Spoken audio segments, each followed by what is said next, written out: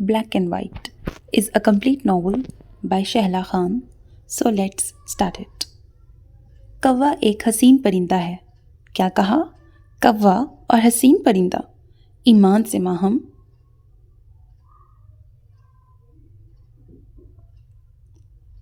आज का ये बेहतरीन लतीफ़ा है.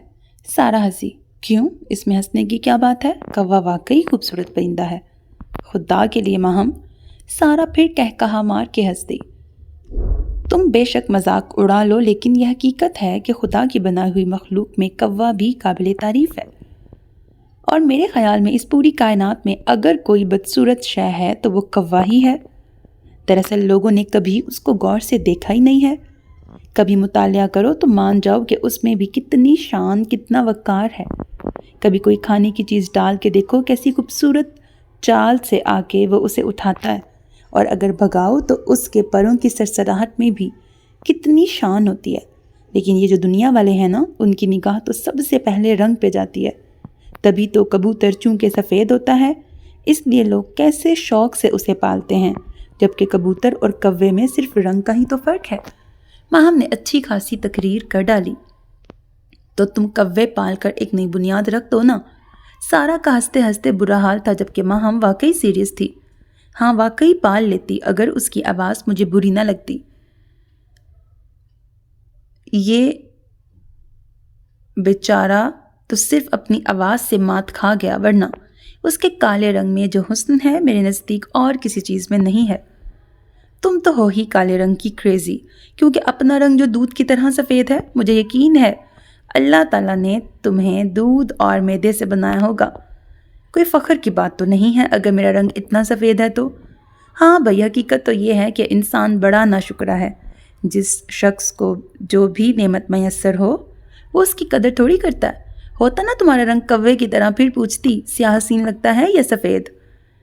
मेरा हुस्न मेरे सफ़ेद रंग में नहीं, बल्कि मेरे स्याह बालों में है, स्याह आँखों, काली भौं और काली पलकों में है.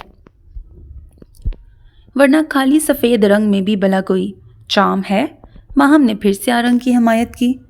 ओके बाबा, तुम जीती और मैं हारी, लेकिन प्लीज़ इस कौवे और काले के टॉपिक को छोड़ो. मेरा दिमाग पहले ही लगातार 3 लेक्चर्स अटेंड करके ख़राब हो रहा है. तुम बहस में उलझा के मज़ीद ख़राब कर रही हो. उठो, चल के कैंटीन से कुछ पेट पूजा करें, फिर मिस अंजुम का 1 घंटे का बोर लेक्चर शुरू हो जाएगा. सारा ने माहम को घास पर से हाथ खींचते हुए उठाया और वो दोनों कपड़े झाड़ती कैंटीन की तरफ चल पड़ी. जब वो पैदा हुई थी तो अब्बू के मुंह से पहली दफ़ा उसे देखकर स्नो वाइट निकला था. वो वाकई बर्फ़ के गालों की तरह सफ़ेद और नाजुक थी. इतना साफ शफाफ गोरा रंग उनके ख़ानदान में किसी का भी तो ना था. बकौल खाला अंग्रेज़ की औलाद लगती है, जबकि अम्मी गंदमी रंगत की थीं और अब्बू तो सांवले थे. अस्पताल से ही उसके हुस्न के चर्चे शुरू हो गए थे. डॉक्टर्स, नर्सें और करीब के वार्ड्स के मरीज़ तक बहुत शौक़ से उसका हुस्न देखने ख़ास तौर पे आते थे. अम्मी और खाला का तमाम वक्त उसे लोगों की नज़रों से बचाते और उसकी नज़र उतारने में गुजरता था. वो वाकई बहुत हसीन लड़की थी. गोरी रंगत पर स्याह आँखों, काली घनी पलकों, स्याह भवों और बिल्कुल स्याह बालों ने उसके हुस्न में मज़ीद 4 चांद लगा दिए थे. पैदाइश से जवानी तक, यानी अस्पताल से ख़ानदान, ख़ानदान से बाहर स्कूल, कॉलेज, हत्ता कि अब तो हर महफिल में उसके हुस्न के चर्चे होते थे. वो जिस महफिल में भी जाती सबसे मुनफरिद लगती और घर पहुंचने के दूसरे दिन से ही लड़कों की माएँ बहनें उनके घर के चक्कर लगाने शुरू हो जाती. वो शायद 8वीं जमात में थी जब उसका पहला रिश्ता आया था, और अब जबकि वो BA फाइनल में थी तब तो इन रिश्तों की और भी भरमार हो गई थी. पहले तो अम्मी बगैर लड़का देखे ही इनकार कर दिया करती थी कि अभी तो बहुत छोटी है, लेकिन अब वो सबको फ़ौरन जवाब नहीं दे दिया करती थी. कितने लड़कों में तो उन्हें तमाम ही खूबियाँ नज़र आईं, लेकिन हर दफ़ा माहम ने इनकार कर दिया. कोई फ़रिश्ता आसमान से उतरेगा ना तुम्हारे लिए. पूनम चिढ़ के कहती, मुझे फ़रिश्ते की नहीं, इंसान की तलाश है. लेकिन तुम लोग तो बस इंसान की ज़ाहरी खूबसूरती ही देखते हो. और ये जो मेरे लिए इतने ढेर लोग हर दूसरे दिन रिश्ते लेके पहुँच जाते हैं, सब मेरी ज़ाहिरी खूबसूरती देख कर ही तो आते हैं. कोई ये मालूम करने की जहमत नहीं करता कि आया मैं सीरत की भी अच्छी हूँ या किरदार वगैरह भी ठीक है. बस शक्ल देखी और मुंह उठा के रिश्ता ले आए. माहम की जगह कोई और लड़की होती तो इतना हुस्न पाकर, इतनी तारीफ़ें सुनकर यकीनन मगरूर हो चुकी होती. لیکن حیرت کی بات تھی کہ اسے اپنی خوبصورتی کا، اپنی دودھیا رنگت کا بالکل بھی احساس نہ تھا، بلکہ وہ تو گورے رنگ کے بجائے سیاہ رنگ کی دیوانی تھی۔ سیاہ رنگ اسے اس حد تک پسند تھا کہ عموماً کالے کپڑے پہنتی۔ پرنٹڈ سوٹوں میں کوئی بھی تو ایسا پرنٹ نہ تھا جس میں کالا رنگ نہ ہو۔ جب بھی کپڑا خریدتی پہلی نظر کالے رنگ پہ ہی ٹکتی تھی۔ اس کے نزدیک دنیا میں سارا حسن اسی رنگ کی بدولت تھا۔ کالے رنگ میں وقار ہے، شان ہے، کشش ہے، گہرائی ہے۔ کتنے سیاہ چہروں کے پیچھے اجلے دل چھپے ہوتے ہیں، یہ تو ڈھونڈنا پڑتا ہے، دلوں میں اترنا پڑتا ہے، ورنہ اجلے چہروں والے سیاہ دل کے مالک ہوتے ہیں جو کوئی نہیں جان سکتا۔ تم خود بھی تو اتنے سفید رنگ کی مالک ہو، پر تمہارا دل تو سیاہ نہیں ہے، تمہارا دل تو تمہاری طرح خوبصورت ہے۔ اسے چھوٹی بہن پونم کہتی، میرا حسن میرے سفید رنگ میں تو نہیں ہے، میری خوبصورتی تو میرے چہرے پر موجود تمام کالی چیزوں سے ابھرتی ہے، ورنہ انگریزوں کو ہی دیکھ لو، کتنے گورے ہوتے ہیں، بھورے بالوں، بھووں، پلکوں اور نیلی آنکھوں میں نیرے پھیکے شلجم ہی تو لگتے ہیں۔ بھلا ان کے گورے رنگ میں بھی کوئی چام ہے؟ تو تمہارے خیال میں حبشی زیادہ خوبصورت ہوتے ہیں؟ ہاں، حبشیوں کے چہرے زیادہ چمکدار اور روشن ہوتے ہیں۔ ان کے کالے رنگ سفید دانتوں کو ابھار کر مزید پروکار بناتے ہیں۔ گوروں کے پیلے پیلے دانتوں کی طرح گھن تو نہیں آتی۔ تم تو ہو ہی کالے رنگ کی دیوانی، کیا بحث کی جائے؟ پونم اس سے پیچھا چھڑا لیتی، لیکن یہ بلیک اینڈ وائٹ کی بحث ہر دوسرے دن ضرور چھڑتی۔ چاند کو ہی دیکھ لو، یہ تو دن میں بھی موجود ہوتا ہے، لیکن کبھی دن میں بھی چاند کی خوبصورتی نظر آئی ہے؟ دن کے اجالے میں کتنا بے حقیقت لگتا ہے، اور یہی چاند رات کی سیاہی میں کتنا حسن دیتا ہے کہ قصیدے پڑھے جاتے ہیں۔ تو خود سوچو، سارا حسن تو رات کا ہوا نا، جس نے چاند کو حسن بخشا۔ لیکن دنیا والے کبھی رات کی سیاہی کو بھی خوبصورت کہتے ہیں؟ ہاں بھائی، بلیک اینڈ وائٹ کا تو جنم جنم سے ساتھ رہا ہے، یہ دونوں ساتھ ہو تبھی اچھے لگتے ہیں، اور ایک بھی الگ ہو جائے تو اپنا حسن کھو دیتا ہے۔ پونم نے قائل ہوتے ہوئے کہا، لیکن حقیقت یہ ہے کہ زیادہ حسن بلیک کا ہے، وائٹ کا نہیں۔ ہاں، تبھی تو کوے کو کبوتر سے زیادہ خوبصورت کہہ رہی تھیں۔ سارا نے آج مجھے وہ جوک سنایا تو میرا ہنستے ہنستے برا حال ہو گیا۔ ہاں، بے شک کوا ایک خوبصورت پرندہ ہے، تم دنیا والوں نے تو اسے کالا ہونے کی وجہ سے کبھی غور سے بھی نہ دیکھا ہوگا، ورنہ سب یہی کہتے کہ جو شان کوے میں ہے وہ کبوتر میں نہیں۔ ماہم ہمیشہ کی طرح اس موضوع پر سیریس ہو جایا کرتی تھی۔ تمہارے لیے ہم کوے کی طرح ہی خوبصورت بندہ ڈھونڈیں گے، پھر تم اسے دیکھ دیکھ کے اس کی قصیدے پڑھا کرنا۔ پونم نے مذاق اڑاتے ہوئے ہنس کے کہا، کاش مجھے کالا سیاہ بندہ ملے، یہ تو میرا آئیڈیل ہوگا۔ ماہم نے خوشی سے کہا، افریقہ چلی جاؤ، ہر قدم پہ تمہیں تمہارا آئیڈیل مل جائے گا۔ میں نے یہ تو نہیں کہا کہ کوئی افریقی یا حبشی ہی میرا آئیڈیل ہے، ہر رنگ کی مختلف شیڈز ہوتے ہیں، ایسے ہی کالے رنگ کے بھی مختلف شیڈز ہیں۔ تم نے تو کبھی کالے رنگ پہ غور نہیں کیا ہوگا، تم کیا جانو کہ کالا بھی ایک دوسرے سے مختلف ہوتا ہے۔ میں بھی کسی خاص کالے شیڈ کے بندے کا ہی انتخاب کروں گی۔ ماہم پھر کالے رنگ کے قصیدے پڑھنے لگی تو پونم اس کی عقل پہ ماتم کرتی اسے وہیں لان میں چھوڑ کے اندر چلی گئی، اور ماہم پھر چاند کو بغور دیکھنے لگی جو اندھیرے میں کتنا چمک رہا تھا۔ آج کچھ لوگ اسے دیکھنے آ رہے تھے اور وہ پھر جھنجھلا رہی تھی۔ ہر دوسرے تیسرے دن آنے والے ان مہمانوں سے وہ سخت تنگ تھی۔ ایک سے ایک اعلیٰ خاندان کے اچھی سے اچھی پوسٹ والے کتنے ہی خوبرو لڑکوں کو اس نے ٹھکرا دیا تھا۔ اس کی جگہ کوئی اور لڑکی ہوتی تو اپنی خوش قسمتی پر فخر کرتی، اب تک کسی ایک کے حق میں ووٹ ڈال بھی چکی ہوتی، لیکن وہ تو خدا جانے کیا چاہتی تھی۔ امی پرانے خیالات کی ہونے کے باوجود اس بات پہ یقین رکھتی تھیں کہ لڑکی کی پسند شادی بیاہ کے سلسلے میں ضرور پوچھنی چاہیے، جس کا حق ہمارے مذہب نے بھی دیا ہے، اس لیے اس کی رائے ضرور لی جاتی تھی، اور وہ ہر بار ہر ایک کو ریجیکٹ کر دیتی تھی۔ تم تو ہو ہی ناشکری، اتنے اچھے اچھے رشتے کس بے دردی سے ٹھکرا دیتی ہو۔ شکر ہے مجھ سے 1 سال بڑی ہو، میری لائن پہلے کلیئر کرو گی، ورنہ جو اگر میں بڑی ہوتی تو شاید بیٹھی رہ جاتی اور تمام رشتے چھوٹی کے لیے آتے، اور یہ مہارانی صاحبہ سب کو مسترد کر کے میرا راستہ روکے رکھتی۔ لائن تو میں اب بھی اتنی جلدی کلیئر نہ کروں گی، ماہم نے شرارت سے کہا، اور جو وہ تمہارے حبشی آئیڈیل کسی دن تشریف لے آئے تب تو اقرار کرنا ہی پڑے گا۔ ہاں، تب تو بات اور ہے نا، اور جو کسی خوش نصیب کے حق میں تمہارا ووٹ پڑ ہی گیا تو وہ تمہاری کالے عروسی جوڑے والی شرط سن کے ہی بھاگ جائے گا۔ میں جانتی ہوں شاید ہی کوئی میری یہ بات مانے، ویسے یہ میری شرط نہیں، میرا ارمان ہے کہ میرا شادی کا جوڑا جیٹ بلیک ہو اور اس پر سلمے کا سفید کام ہو، ساتھ میں تمام زیور بھی صرف موتیوں اور ڈائمنڈس کا ہو، اور تم کالے رنگ میں 14ویں کے چاند کی طرح چمکو۔ تم جو یہ کالے رنگ کی دیوانی ہو اسی لیے تو ہو کہ اس میں تم اور ابھرتی ہو۔ پونم کی بات کا ابھی وہ جواب دینے ہی والی تھی کہ اندر سے امی کی آواز پہ ان دونوں کو باورچی خانے کی طرف جانا پڑا، جہاں آنے والے مہمانوں کے لیے شام کی چائے کے ساتھ کچھ چیزیں امی نے منگا لی تھیں اور کچھ گھر میں ہی بنائی تھیں۔ وہ بے دلی سے امی کا ہاتھ بچانے لگی۔ ایمان سے ماہم بالکل کوا ہے، پونم کے منہ سے کوریڈور کی کھڑکی سے جھانکتے ہوئے قدرے زور سے نکل گیا۔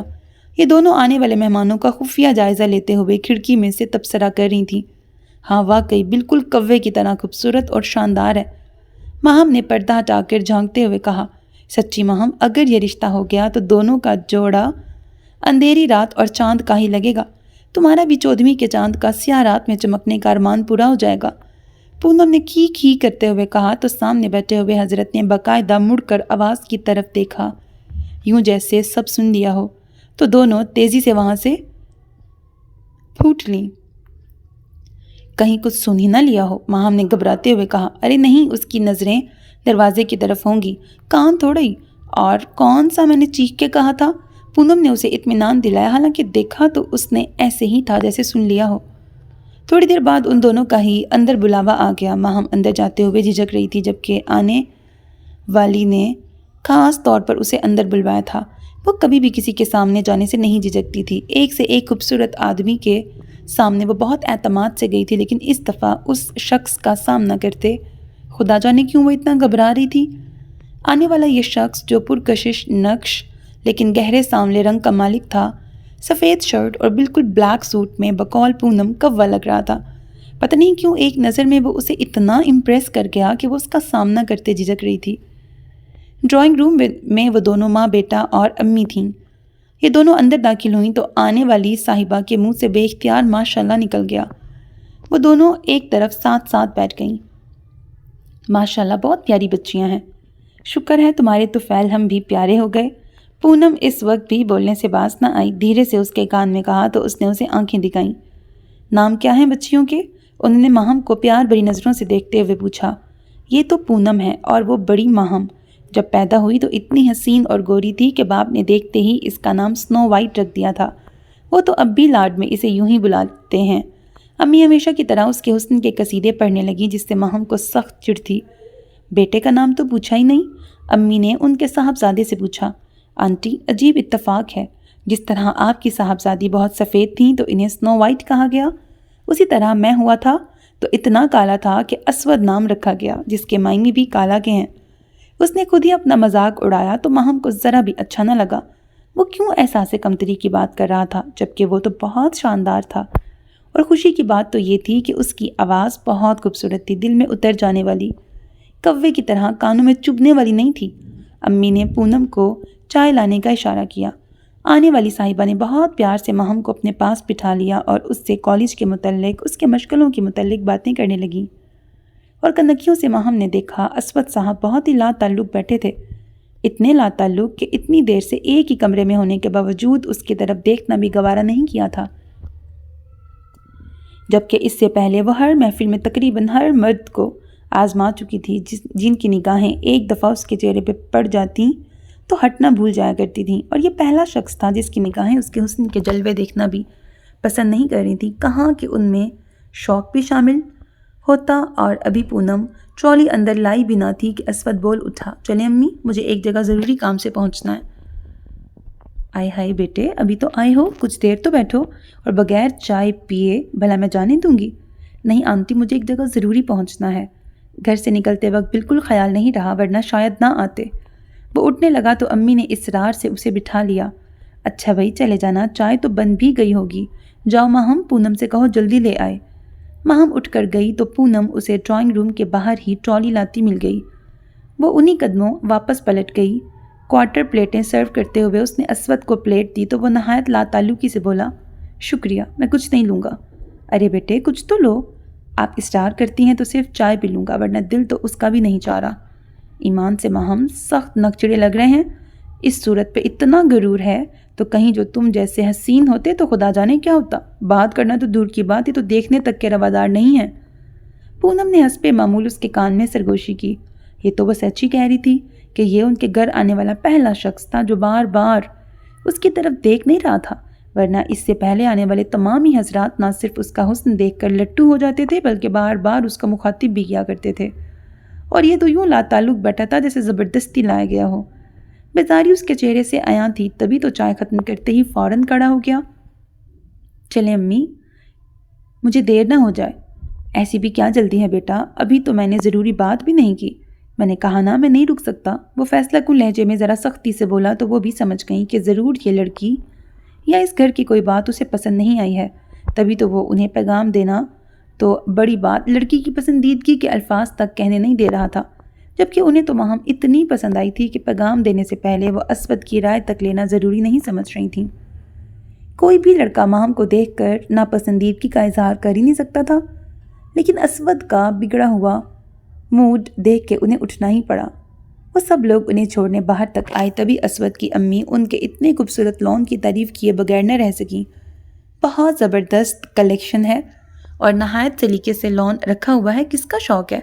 جی میرا ہی ہے، اور تو کسی کو فرصت ہی نہیں ملتی۔ ابھی پچھلے سے پچھلے ماہ میں نے شیڈڈ گلاب کی نہایت اعلیٰ قسم لگائی تھی، آج کل خوب کھل رہے ہیں، آپ دیکھنا پسند کریں گی؟ جی ہاں ضرور، مجھے خود پھولوں کا بے حد شوق ہے۔ وہ بے خیالی میں اسود کی جلدی دیکھے بغیر ان کے ساتھ لون میں چلی گئیں۔ تبھی فون کی گھنٹی بجی، پونم فوراً اندر بھاگی تو پورچ میں وہ دونوں اکیلے رہ گئے۔ اسود نے پہلی دفعہ نظر بھر کے ماہم کی طرف دیکھا اور واقعی اس کے حسن کا قائل ہو گیا۔ آپ کے گھر تک پہنچنے کی جسارت پر معذرت خواہ ہوں، مجھے اگر پہلے علم ہوتا کہ آپ اس حد تک حسین ہوں گی تو کبھی یہاں تک آنے کی ہمت نہ کرتا۔ میرا اور آپ کا ساتھ ہو جاتا تو یہ جوڑ یقیناً چاند اور اندھیری رات کا ہی لگتا، لیکن آپ مطمئن رہیں میں بقول آپ کے کوا ہی ہوں، چکور نہیں کہ چاند کو چھونے کی تمنا میں اپنا آپ کھو بیٹھوں۔ اسود ایک تسلسل سے بولے گیا اور وہ ہونکوں کی طرح پہلے تو سمجھ ہی نہ سکی کہ یہ آخر کیا کہہ رہا ہے، اور پھر اس کے سمجھ میں آ گیا کہ اس نے ان دونوں کی باتیں سن لی تھیں۔ آپ غلط سمجھے، میں تو ماہم نے ہچکچاتے ہوئے کچھ کہنا چاہا، لیکن اس نے فوراً اس کی بات کاٹ دی۔ وضاحت کی ضرورت نہیں ہے، مجھے آپ کی باتیں سن کے افسوس کے ساتھ اس بات کی خوشی بھی ہوئی کہ ان باتوں کو سن کے مجھے یہ تو معلوم ہو گیا کہ اتنے خوبصورت چہرے کے پیچھے کتنا سیاہ دل چھپا ہوا ہے، اور مجھے خوبصورت چہرے کی نہیں خوبصورت سیرت دل کی ضرورت ہے۔ میری بات تو سنیے، آپ کو شاید غلط فہمی ہوئی ہے۔ اگر میں نے اپنے کانوں سے نہ سنا ہوتا تو اس کو غلط فہمی سمجھا جا سکتا تھا۔ آپ یقین کریں میں تقریباً ساری دنیا گھوم چکا ہوں، ایک سے ایک حسین چہرے سے اور ایک سے ایک اعلیٰ شخصیت سے ملا ہوں، لیکن اپنے اس رنگ کی وجہ سے کبھی احساس کمتری کا شکار نہیں ہوا۔ جتنی بے عزتی آپ کے ان دو جملوں سے ہوئی ہے یہ شاید میں عمر بھر نہ بھول سکوں۔ وہ شاید مزید کچھ کہتا کہ امی آ گئیں۔ وہ لوگ کب رخصت ہو کے واپس گئے ماہم کو خبر ہی نہ ہوئی، وہ تو بت بنی وہیں کھڑی رہی۔ اسود کے طنزیہ جملوں کی گونج اب تک اس کے کانوں میں دھمک دے رہی تھی۔ پونم فون کر کے آئی تو اسے ٹھوکا دیتے ہوئے کہا، کیا بات ہے ماہم؟ اسود صاحب کو دیکھ کر تم تو بالکل ہی پتھر کی ہو گئی۔ ہاں، وہ چونکی، کیا ہوا ہے، یوں گمسم کیوں ہو گئی ہو؟ بہت برا ہوا پونم، اس نے میری اور تمہاری باتیں سن لیں۔ نہیں، پونم آنکھیں پھاڑتے ہوئے چیخی، اور اسے میرے بارے میں شدید غلط فہمی ہو گئی ہے۔ ظاہر ہے تم کسی کو کوا کہو تو اسے کچھ فہمی تو نہیں ہو سکتی نا؟ میں سیریس ہوں پونم، تو پہلے بتاتی، اب بتا رہی ہو جب کوے چگ گئے کھیت؟ اور یہ تم دونوں نے باتیں کس وقت کی، ذرا پتہ تو چلے۔ پونم نے ہمیشہ کی طرح اس بات کو بھی مذاق میں اڑا دیا، جبکہ ماہم کے دل کی عجیبی کیفیت تھی۔ تم سے تو بات ہی کرنا فضول ہے، یہ سب تمہاری غلطی سے ہوا ہے۔ دل تو چاہتا ہے کسی دن حلق میں فٹ اس لاؤڈ سپیکر کو نکال کے پھینک دوں، ماہم نے دانت پیستے ہوئے کہا۔ ارے بہن، حلق میں بھی تمہارا فیوریٹ کوا ہی فٹ ہے، لہٰذا آواز بھی اس جیسی ہے۔ پونم بھلا باز آنے والی تھی، ماہم نے بھی بات کرنا فضول سمجھا، بولے بنا اپنے کمرے کی طرف چل پڑی۔ خدا کے لیے ماہم، اب اس واقعے کو بھول بھی جاؤ، 2 دن سے تم ایک ہی بات کا ماتم کر رہی ہو۔ کیسے بھول جاؤں؟ جو کچھ ہوا وہ نہیں ہونا چاہیے تھا، جو نہیں ہونا چاہیے تھا وہ تو ہو چکا۔ اب یہ سوچو کہ کرنا کیا چاہیے۔ یہی تو میں سوچ رہی ہوں، جس قسم کا شخص میں چاہتی تھی وہ پہلی بار آیا تھا، اور پہلی بار ہی تو آیا تھا، کوئی آخری بار تو نہیں نہ ہو گیا۔ ایک کالا سیاہ شخص ہی تو چاہیے ہے نا تمہیں؟ تو بہن ہمارے ملک میں اس رنگ کی کمی تو نہیں ہے، زیادہ تعداد بھی یہاں کے مردوں کی اسی رنگ کی ہے۔ میری مانو تو ایک اشتہار دے دو، مضمون بلا معاوضہ میں لکھ دوں گی جو کہ کچھ ہی ہوگا محترمہ۔ ماہم مہتاب کے لیے ایک عدد کوے کی طرح کالا اور بس کرو پونم، اگر کوئی اچھا مشورہ نہیں دے سکتی ہو تو خاموش تو رہو۔ اچھا سنو، ایک کام کرو، ایسا کرو کہ صبر کرو، مرو اللہ کرے۔ میں تو جب ہی مروں گی جب اللہ کرے گا، لیکن یہ جو تم ان کالو کے لیے مری جا رہی ہو تو یہ سن کے میرا دماغ تو ضروری خراب ہو جائے گا۔ میں خود جا کے اس کی غلط فہمی نہ دور کر آؤں۔ تم یعنی ماہم مہتاب ولد مہتاب بیگ ملنے جاؤ گی اس نک چڑے کوے سے؟ کوئی حیا، کوئی شرم نہ آئے گی؟ باپ کی ناک کی اپنی خاندانی روایات کا ذرا بھی پاس نہ ہوگا؟ خدا کو مانو ماہم۔ اور چلو مان لیا تم بے شرم بن کے چلی ہی گئی تو کیا کہو گی وہاں جا کے؟ یہی کہ آپ کو غلط فہمی ہوئی ہے اور یہ کہ آپ واقعی کوے کی طرح نہیں ہیں۔ پلیز پونم، مجھے اس کا کوئی تو حل بتا دو، ورنہ سوچ کے میرا دماغ خراب ہو جائے گا۔ وہ تو خیر پہلے ہی خراب ہے، جو کالے رنگ کے پیچھے تم نے بالکل ہی خراب کر لیا ہے۔ میری مانو تو ان اسود صاحب کو گولی مارو اور بیٹھ کر انتظار کرو کہ کب کوئی اور کب واپس ہے۔ میں شادی کروں گی تو اسی سے، ورنہ چلو جی، پھر میں تو بلا وجہ ہی ماری گئی نا۔ تم راستے سے نہیں ہٹو گی تو امی ابو مجھے بھلا کب آگے کھسکائیں گے؟ ویسے سچ بتاؤ، ان حضرت میں ایسی بھی بھلا کیا بات تھی جو تم یوں دیوانی ہوتی جا رہی ہو؟ سب سے بڑا سچ تو یہی ہے کہ وہ سچا انسان تھا جو ظاہری شکل کو نہیں باطن کو اہمیت دے رہا تھا۔ دوسرا، میں نے ایک دفعہ کہا تھا نا کہ مجھے کالے رنگ کا ایک خاص شیڈ پسند ہے، تو سمجھ لو وہ اسی شیڈ کا مالک ہے، اور جو ایک دفعہ نظروں میں جچ جائے تو پھر باقی سب رنگ فیڈ ہو جاتے ہیں۔ اور یہ تو میرا فیصلہ ہے کہ شادی ہوگی تو اسی سے، ورنہ کبھی نہیں۔ مارے گئے، پھر تو کچھ نہ کچھ سوچنا ہی پڑے گا۔ پتہ بھی تو نہیں معلوم ہے جاؤ گی کہاں؟ آنٹی بتا رہی تھی کہ وہ نیوی میں ہے اور آج کل نیول ہیڈ کوارٹر میں ہوتا ہے۔ پورا نام اسود یزدانی ہے۔ کیا کسی کو ڈھونڈنے کے لیے اتنا کافی نہیں ہے؟ ٹھیک ہے تو پھر تم چلی جاؤ، میرے تو بھائی پہلے ہی بال کم ہیں، امی کو پتہ چل گیا تو کیا مطلب ہے؟ تم میرے ساتھ نہیں جاؤ گی؟ ٹھیک ہے پونم، آج تو میں مجبور ہوں، لیکن کبھی ایسا وقت تم پہ بھی پڑے گا، پھر مجھے بہن یا دوست سمجھ کے آنا۔ ماہم ناراض ہو کر باہر جانے لگی تو پونم نے بڑھ کر اس کا ہاتھ کھینچ لیا۔ اوکے سسٹر، اتنا بھی کیا غصہ کہ چل ہی پڑی؟ اب مانو ہمارا احسان کہ ہم نے ہاں کر دی۔ Thank you Poonam, thank you very much, تم واقعی بہت اچھی ہو۔ اچھا زیادہ مکھن نہیں، میں تمہارے ساتھ کل صرف اس شرط پہ چلوں گی کہ کل تک تم اس کا کوئی ذکر میرے سامنے نہیں کرو گی، ٹھیک؟ ماہم نے اس بات میں سر ہلا دیا۔ اس وقت تو وہ ہر شرط ماننے کو تیار تھی۔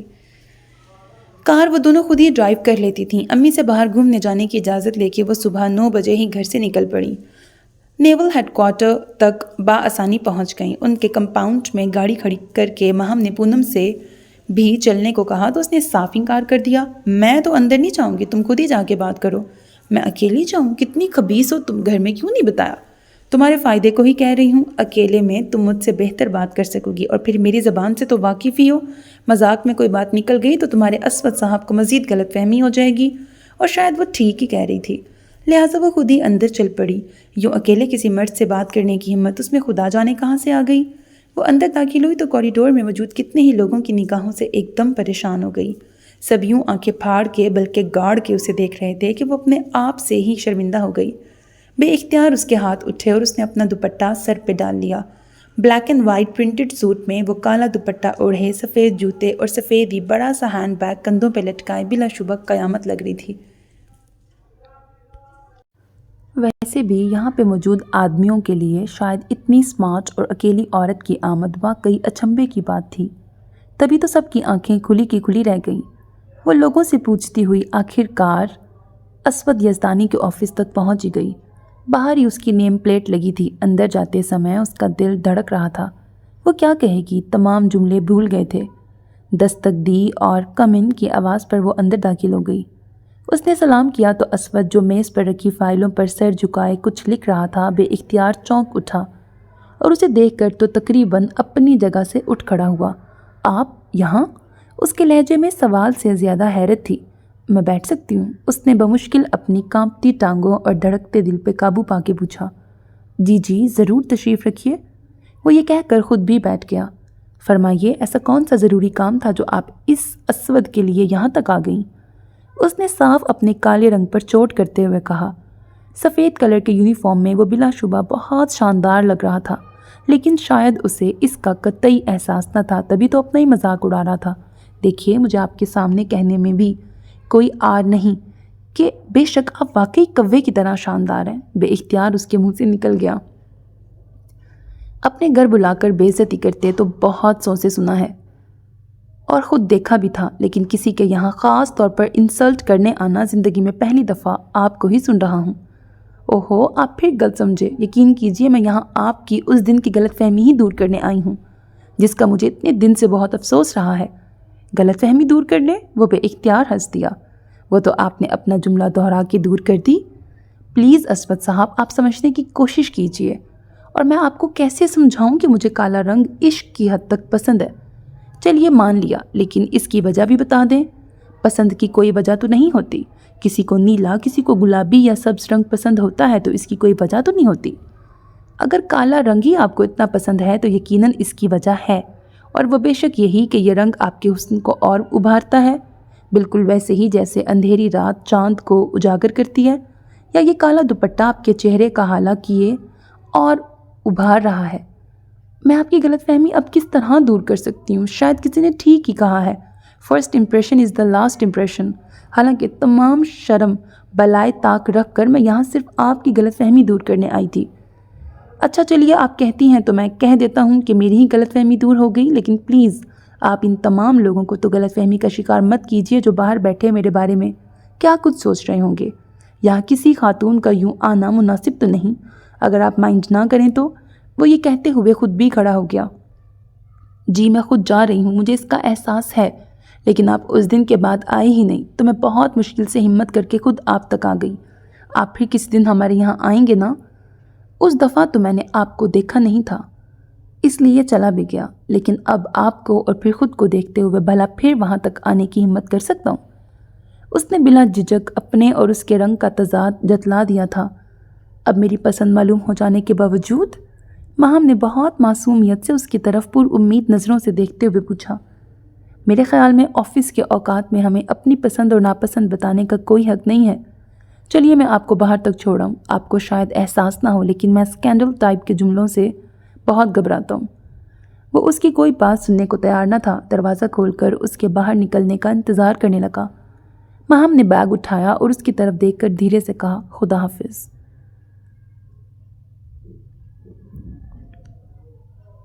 اوکے، باہر تو چلیے، اب میں اتنا بھی بد اخلاق نہیں ہوں کہ آپ کو باہر تک چھوڑنے بھی نہ آؤں۔ وہ اس کے ساتھ باہر ہو لیا۔ وہی نظریں جو آتے وقت اس پر بے جھجکی سے گڑی ہوئی تھیں، اس وقت تنکیوں سے دیکھ رہی تھیں۔ وہ دونوں ساتھ ساتھ چلتے باہر آ گئے۔ آپ گاڑی سے آئی ہیں یا میں آپ کو گھر تک ڈراپ کر دوں؟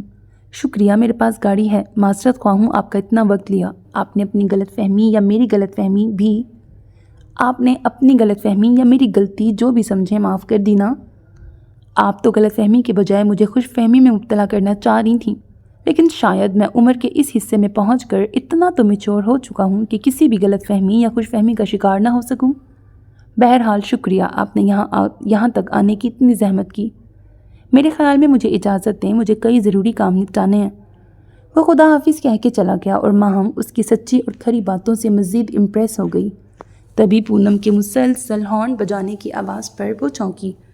کچھ تو خیال کرو، نیول ہیڈ کوارٹر کے کمپاؤنڈ میں ہو کر مسلسل ہارن پہ ہاتھ رکھے ہوئے ہو، اور کچھ تو تم بھی خیال کرو کہ گاڑی میں مسلسل 1 گھنٹے سے بٹھا کے مجھے خوار کر رہی ہو۔ مشکل سے آدھا گھنٹہ لگا ہوگا، ماہم نے کار سٹارٹ کرتے ہوئے کہا، اور آدھا گھنٹہ تم مزید باہر کھڑی ہو کے لگا رہی تھیں، جو کہ عورتوں کی خاص عادت ہے، یا اسود صاحب روک رہے تھے؟ وہ تو شاید مجھے 5 منٹ بھی خوشی سے نہ دیتے، وہ تو میں ہی ڈیٹ بن کے بیٹھ گئی تھی۔ کیا ہوا؟ مسئلہ حل ہو گیا؟ غلط فہمی دور کر دی کہ بھئی آپ کوے کی طرح صحیح پر کبوتر سے زیادہ حسین ہیں؟ پونم نے ہنستے ہوئے کہا، لیکن ماہم نے اس کے مذاق کی پرواہ نہ کرتے ہوئے تمام باتیں بتا دیں۔ تو بندہ ٹھیک ٹھاک ہے یا مزید امپریشن مار رہا ہوگا؟ جو ایک دفعہ دل سے اتر جائے وہ کبھی بھی دوبارہ اپنا مقام نہیں بنا سکتا۔ شاید میرے ساتھ بھی یہی ہو، اس نے دکھ سے سوچا۔ آنٹی واصف کی پہلی بیٹی کی منگنی تھی، جو کہ وہ کافی اہتمام سے منا رہی تھیں۔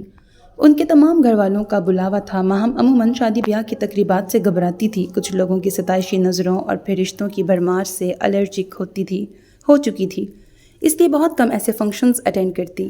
آنٹی واصف ان لوگوں کی بہت اچھی ملنے والی تھیں، ان کی بیٹی سے اس کی اچھی خاصی دوستی تھی، اور پھر انہی لوگوں نے اسود کے گھر والوں کو ماہم کا بتایا تھا، جو وہ ان کے یہاں بغیر ملاقات کے رشتہ لینے چلی گئی تھیں، اور آج یقیناً وہاں اسود کے گھر والے بھی مدعو ہوں گے، کیا خبر اسود بھی ہو۔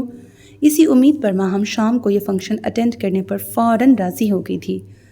پونم کا دوسرے دن پیپر تھا، اس لیے اس نے تو صاف منع کر دیا تھا، کیونکہ ایک لفظ بھی صبح سے وہ پڑھ نہ پائی تھی۔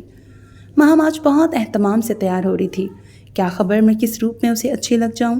ہمیشہ کی طرح آج بھی اس کا انتخاب کالے رنگ کا جوڑا تھا، بلیک ویلویٹ پر نہایت خوبصورت سفید کار چوب والا بھاری گلا بنا تھا۔ ویلویٹ کی اپنی خوبصورتی ہی کافی ہوتی ہے، اوپر سے سلور کام نے مزید حسین بنا دیا تھا۔ سفید زرکون کا سیٹ پہن کے اس نے اچھا خاصا میک اپ کر لیا تھا، اور جب وہ تیار ہو کے نکلی تو بالکل یوں لگ رہا تھا جیسے سیاہ رات میں 14ویں کا چاند جگمگا رہا ہو۔ پونم نے اسے دیکھ کے بے اختیار ماشاءاللہ کہہ دیا، یہ تم منگنی اٹینڈ کرنے جا رہی ہو یا وہاں قتل عام کرنے کا ارادہ ہے؟ اور سنو ذرا، دلہن کے ساتھ کم بیٹھنا، یہ مرد ذات بڑی خبیث ہوتی ہے، کیا خبر اپنی منگیتر چھوڑ کے دلہا میاں کا دل تمہاری طرف ہی آ جائے، کیا بدتمیزی ہے۔ ماہم نے اسے ڈانٹا۔ ویسے آپس کی بات ہے سسٹر، آج واقعی تم بہت خوبصورت لگ رہی ہو، تمہیں پتہ تو ہے مجھے منہ پہ تعریف کرنے سے کتنی نفرت ہے، پھر بھی میرا موڈ آف کر رہی ہو۔ ماہم نے چڑ کے کہا، تم تو نرالی ہی لڑکی ہو، کسی بدصورت کو منہ پہ بدصورت کہو تو اس کا موڈ خراب ہونا تو قدرتی بات ہے، لیکن کسی خوبصورت کو خوبصورت کہنے پہ بھلا موڈ آف کرنے کی کیا بات ہے؟ دیکھو پونم، میں نے کئی دفعہ کہا ہے کہ جہاں بدصورت کو بدصورت کہہ کے دل دکھانے والی بات ہے، وہاں خوبصورت کو خوبصورت کہنا بھی اس کے دل میں غرور پیدا کرنے والی بات ہے۔ جس طرح نہ ہی بدصورت کی بدصورتی اس کا قصور ہے، اسی طرح خوبصورت کی خوبصورتی بھی تو اس کا کریڈٹ نہیں ہے۔ یہ سب برائی یا تعریف تو خدا کی ہے۔ اوکے بابا، میں ہاری اور تم جیتی، کہ تعریف اس خدا کی جس نے تمہیں بنایا اور مجھے جلایا، اور اب خدا ہی کے لیے جا بھی چکو۔ دیکھو آج تو کسی کے حق میں ووٹ ڈال ہی دینا، یہ جو روز روز ٹیسٹ ہوتے ہیں نا، تو اس میں میری جان بیچاری تو آدھی ہی رہ گئی ہے۔ میرا کسی کے حق میں ووٹ ڈالنے کا تعلق تمہارے ٹیسٹ سے کیسے ہو گیا؟ بہت گہرا تعلق ہے، ظاہر ہے تم راستے سے ہٹو گی تو میرا نمبر آئے گا نا، ہم بھی شادی وادی کر کے عیش کریں، اس پڑھائی سے تو جان چھوٹے گی۔ پونم نے بہت حسرت سے کہا تو وہ ہنستی ہوئی باہر چل پڑی۔ پونم کو تو ہر وقت اپنی اور میری شادی کی ہی فکر رہتی ہے، بے وقوف یہ نہیں جانتی کہ شادی ہو گئی تو یہ والی آزادی بھلا مل سکے گی۔ اسود اپنے دوست سے بات کرتے کرتے مڑا اور اس کی نگاہیں داخلی دروازے پہ پڑیں تو ماہم کے اتنے حسن کے آگے اس کی آنکھیں چندیا گئیں۔ وہ واقعی 14ویں کے چاند کی طرح اپنی پوری آب و تاب سے آ رہی تھی۔ اس نے جلدی سے نگاہیں پھیریں، تب اسے معلوم ہوا کہ یہاں موجود تمام محفل کی نگاہیں اس پہ جمی ہوئی تھیں، یا واقعی وہ تھی ہی ایسی کہ اس کا حسن چاندنی کی طرح پوری محفل پہ چھا گیا تھا۔ اور جب ماہم کو احساس ہوا کہ وہ سب لوگوں کی نگاہوں کا مرکز ہے تو وہ آنٹی واصف کو سلام کر کے جلد ہی ان کی بیٹی کے کمرے کی طرف چل دی۔ توبہ، ہر محفل میں لگتا ہے جیسے وہ عجوبہ ہو جو سب بت بن جاتے ہیں۔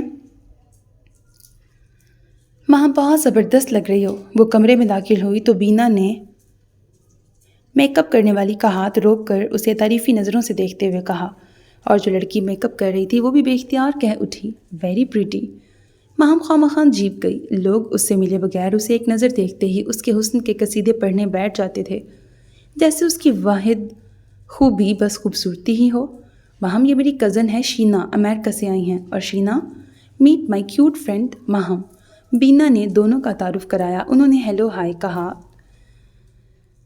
تبھی بہت ساری لڑکیاں اندر آ گئیں۔ جلدی کرو بھائی، لڑکے والے آ گئے ہیں، بس تھوڑی سی دیر ہے، شینا نے فائنل ٹچ دیتے ہوئے کہا، اور پھر فیروزی ٹیشو کا دوپٹہ سلیقے سے سر پر اڑا کر پن اپ کر دیا۔ بینا پر کافی روپ چڑھا تھا، میک اپ بھی بہت اچھا ہوا تھا۔ بہت اچھی لگ رہی ہو، ماہم تعریف کیے بغیر نہ رہ سکی۔ تم سے تو کم ہی لگ رہی ہوں، بینا نے مسکراتے ہوئے مذاق میں کہا، لیکن ماہم کو یہ بات دل پہ لگی، اور جب لڑکیاں بینا کو ہال میں لے جانے لگیں تو وہ بیٹھی ہی رہی۔ اسے پونم کی بات یاد آ گئی، دلہن کے ساتھ کم بیٹھنا، یہ مرد ذات بڑی خبیث ہوتی ہے، کیا خبر دلہا میاں کا دل تم پہ ہی آ جائے۔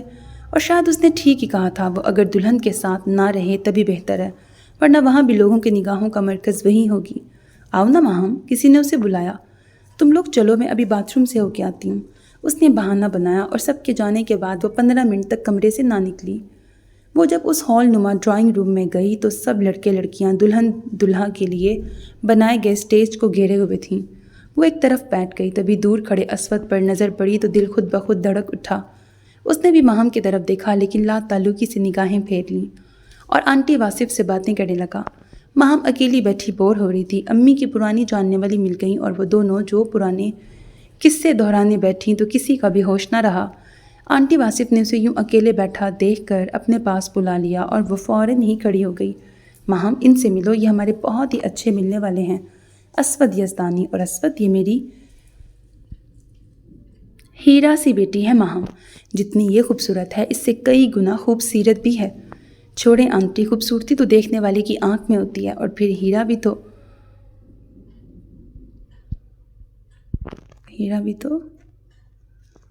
पता नहीं क्या से बनता है। ये तो जौहर शनास निगाहें ही समझ सकती हैं कि हीरा ज़्यादा कीमती है। अच्छा, और फिर हीरा भी तो कोयले से ही बनता है। ये तो जौहर शनास निगाहें ही समझ सकती हैं कि हीरा ज़्यादा कीमती है या कोयला। लेकिन हमेशा सारा क्रेडिट हीरे को मिल जाता है और बेचारे कोयले का कहीं नाम भी नहीं आता। हालांकि मेरी नज़र में कोयले की अहमियत और कदर व कीमत ज़्यादा है, लेकिन हमारे माशरे में किसी को कोयले की तरह कह दें तो वो फ़ौरन माइंड कर जाए। यहाँ तो सारी अहमियत ही रंग को दी जाती है। माहम असवद को सुनाने को बोलती ही चली गई। ये जो मेरी बेटी है ना, है तो बहुत अच्छी, पर इसकी ये फ़लसफ़ियाना बातें आज तक मेरी समझ में नहीं आई। नहीं आंटी, इसे फ़लसफ़ा थोड़ी कहते हैं, मैं तो सिर्फ सच बात कहती हूँ, लेकिन लोग पता नहीं क्यों मेरी बात का गलत मतलब निकाल लेते हैं। वो हंसी। तभी करीब से गुजरते हुए बेरे को, जो लोगों में ड्रिंक्स सर्व कर रहा था, आंटी ने अपनी तरफ बुला लिया। वो करीब आया, लेकिन तमाम ग्लास खाली थे। तुम असवद क्या लोगे? आंटी वासिफ ने पूछा। 7 अप। और तुम माहम? आंटी, आप फिर इसे फ़लसफ़ा समझेंगी, लेकिन मुझे हर स्याह चीज़ की तरह ड्रिंक भी स्याह ही पसंद है, यानी कोक। आंटी खुशदिली से मुस्कुराई और थोड़ी ही देर में बेरा तीनों के मतलूबा ड्रिंक्स ले आया। तभी अंकल वासिफ ने आंटी को किसी ज़रूरी काम के लिए बुलाया। तुम दोनों बातें करो, मैं ज़रा पूछ आऊँ वासिफ क्यों बुला रहे हैं। वो चली गईं तो कितनी ही देर दोनों में से कोई नहीं बोला। असवद ला ताल्लुकी से दूसरी तरफ देखता रहा, जबकि ये हौले हौले सिप लेते हुए उसे ही देखती रही। आपको शायद मेरा साथ अच्छा नहीं लग रहा, बिलाखिर उसने कह ही दिया। साथ अच्छा तो नहीं, अलबत्ता मुज़ीक़ा केज़ चीज़ ज़रूर लग रहा है। ये जो इतने लोग इस महफिल में हैं, ये हमें साथ देख के यकीनन ब्यूटी एंड द बीस्ट कह रहे होंगे। आपको सिर्फ रंग का इतना कॉम्प्लेक्स क्यों है? कॉम्प्लेक्स होता नहीं है, दिलाया जाता है। आपको अपने हुस्न का एहसास भी इन लोगों की तारीफ़ों से ही होता होगा, और शायद आपको एहसास के साथ गरूर भी है, तभी तो हमेशा काला रंग पहन के खुद को नुमाया करती हैं। खुद नुमाई के इस तरीके से आप तो अच्छे भले बंदे को भी एहसास कमतरी का शिकार कर दें। वो पता नहीं क्यों इतना तल्ख हो गया। मुझे आपके साथ खड़े होकर ना ही एहसास बरतरी हो रहा है, ना ही एहसास कमतरी, लेकिन अगर आपको मेरा साथ गवारा नहीं तो मैं चलती हूँ। मैं किसी का भी किसी भी तरह दिल दुखाना सबसे बड़ा गुनाह समझती हूँ। वो ये कह कर चली गई तो उसे अफसोस हुआ कि वो क्यों इतना रूठ हो गया था। आप माहम है ना?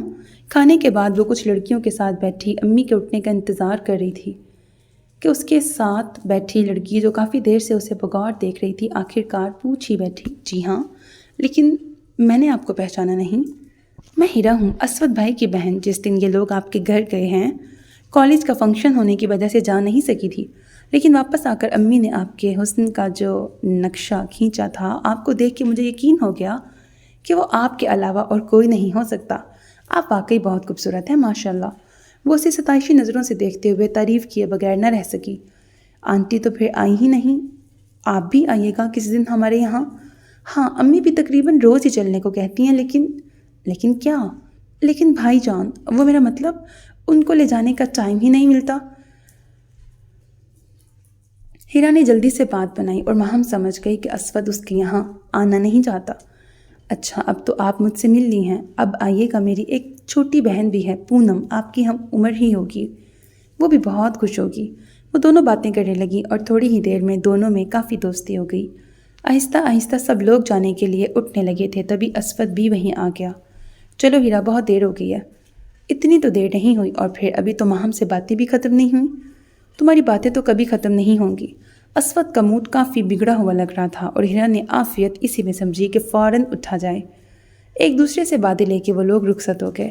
امی میں شرطیہ کہہ سکتی ہوں ماہم جیسی لڑکی بھائی جان کو پھر کبھی نہیں مل سکتی۔ کیا جادو کر دیا ہے اس لڑکی نے؟ جب سے آئی ہو مسلسل اس کی تعریفیں کیے جا رہی ہو، اسود چڑ کے بولا۔ مجھے تو حیرت ہے بھائی جان، اتنی حسین لڑکی آپ کو اپیل نہیں کر رہی؟ صرف صورت دیکھ کر تو شادی نہیں کی جاتی۔ وہ صرف خوبصورت ہی نہیں خوبصیرت بھی ہے۔ ہیرا نے پھر اس کی حمایت کی۔ آدھے گھنٹے میں تم نے اس کی خوبصورتی کا اندازہ کیسے لگا لیا؟ آدھے ایک گھنٹے میں آپ نے جو اس کی بدسیرتی کا اندازہ لگایا ہے، اس کے بارے میں آپ کا کیا خیال ہے؟ وہ لاجواب ہو گیا۔ ہاں بیٹے، یہ تو میں بھی کہوں گی، تم اللہ جانے کیوں اس رشتے کے لیے حامی نہیں بھر رہے، جبکہ ہم سب کو نہ صرف لڑکی بلکہ سب گھر والے بھی بے حد پسند آئے ہیں۔ اچھی لڑکیاں یوں تو نہیں ٹھکرائی جاتی ہیں۔ اوہو امی، آپ لوگ تو بس لڑکی کی ہی صورت یاد کیے جا رہی ہیں۔ یہ بھی تو دیکھیے کہ آپ کا اپنا لڑکا کس شکل کا ہے۔ انصاف کی بات کیجیے، کیا میں اس کے یا وہ میرے قابل ہے؟ اسود نے جھنجھلا کے کہا، لو تمہاری شکل کو بھلا کیا ہوا ہے؟ لاکھوں سے اچھے ہو، پڑھے لکھے، برسر روزگار، لمبے قد اور پرکشش شکل کے مالک ہو، رنگ ہی تو ذرا کم ہے، اور پھر لڑکوں کا رنگ تو نہیں دیکھا جاتا۔ امی نے ایک دم اس کی تعریفیں شروع کی تو وہ بے ساختہ ہنس دیا۔ ہر ماں کی طرح آپ کے نزدیک میں بھی چاند کا ٹکڑا ہوں، چاہے گہن لگا ہی صحیح، اور یہ خوب رہی کہ لڑکے کا رنگ نہیں دیکھا جاتا۔ اگر جو اپنا بیٹا کالا ہوا تو کہہ دیا جاتا ہے کہ لڑکی والوں کو لڑکے کی تعلیم، جاب یا خاندان دیکھنا چاہیے، اور جو اپنی بیٹی کالی ہوئی تو لڑکے والوں کے بارے میں کہا جاتا ہے کہ لڑکے کو لڑکی کی شکل نہیں، اس کا سلیقہ اور عادت دیکھنی چاہیے۔ بس ہر ماں اپنی اولاد کی خوبیاں بیان کرتی ہے۔ آپ کچھ بھی دلیل دیں بھائی جان، بہرحال اتنا مجھے یقین ہے کہ ماہم سے ملنے کے بعد اب شاید ہی کوئی لڑکی میری نظروں میں جچے۔ ایک تو تم لڑکیاں بہت جلدی ہر کسی سے امپریس ہو جاتی ہو۔ شادی تو مجھے ہی کرنی ہے، اور یہ بات تو طے ہے کہ وہ لڑکی ماہم ہرگز نہیں ہوگی۔ انکار کی کوئی ٹھوس وجہ بھی تو ہو؟ امی نے پوچھا۔ یہی سمجھنے میں ساری عمر احساس کمتری میں نہیں گزارنا چاہتا۔ ٹاٹ میں مخمل کا پیوند جچا نہیں کرتا۔ میری شریک سفر مجھ سے شکل میں کم نہیں تو اتنی زیادہ حسین بھی نہ ہو۔ محفلوں میں میں اس کے ساتھ جاتے ہوئے بھی جھجکوں۔ میری ہی طرح کی کسی متوسط گھرانے کی لڑکی اگر آپ لوگ ڈھونڈ سکتی ہیں تو ٹھیک ہے، میں آج ہی شادی پہ راضی ہوں، ورنہ شادی کا کوئی ارمان نہیں ہے مجھے۔ وہ فائنلی یہ بات کہہ کے چلا گیا، اور امی ہیرا کو سمجھانے لگیں کہ وہ اس معاملے میں زبردستی کریں گی تو وہ اور چڑ جائے گا، لہٰذا فی الحال خاموش رہنا ہی بہتر ہے۔ ہیرا یہ تو جان ہی گئی تھی کہ اب بھائی جان کی بات پتھر کی لکیر ہوگی۔ وہ کبھی بھی ماہم کے لیے حامی نہ بھریں گے، لیکن پھر بھی وہ اس کو بھابھی نہ صحیح دوست تو بنا ہی سکتی تھی۔ لہٰذا امی کی اجازت سے وہ ان کے ہاں ہو بھی آئی تھی، اور وہاں جا کے نہ صرف ماہم بلکہ پونم، جو کہ اس کی ہم عمر بھی تھی، سے بھی خوب دوستی ہو گئی تھی، اور چند ہی ملاقاتوں کے بعد ان دونوں کا آنا جانا بھی شروع ہو گیا تھا۔ پونم ویسے بھی بہت جلدی ہر ایک سے فری ہو جاتی تھی، وہ تو کئی دفعہ ہیرا کے گھر ہو بھی آئی تھی، البتہ ماہم ہر دفعہ ٹال دیتی تھی۔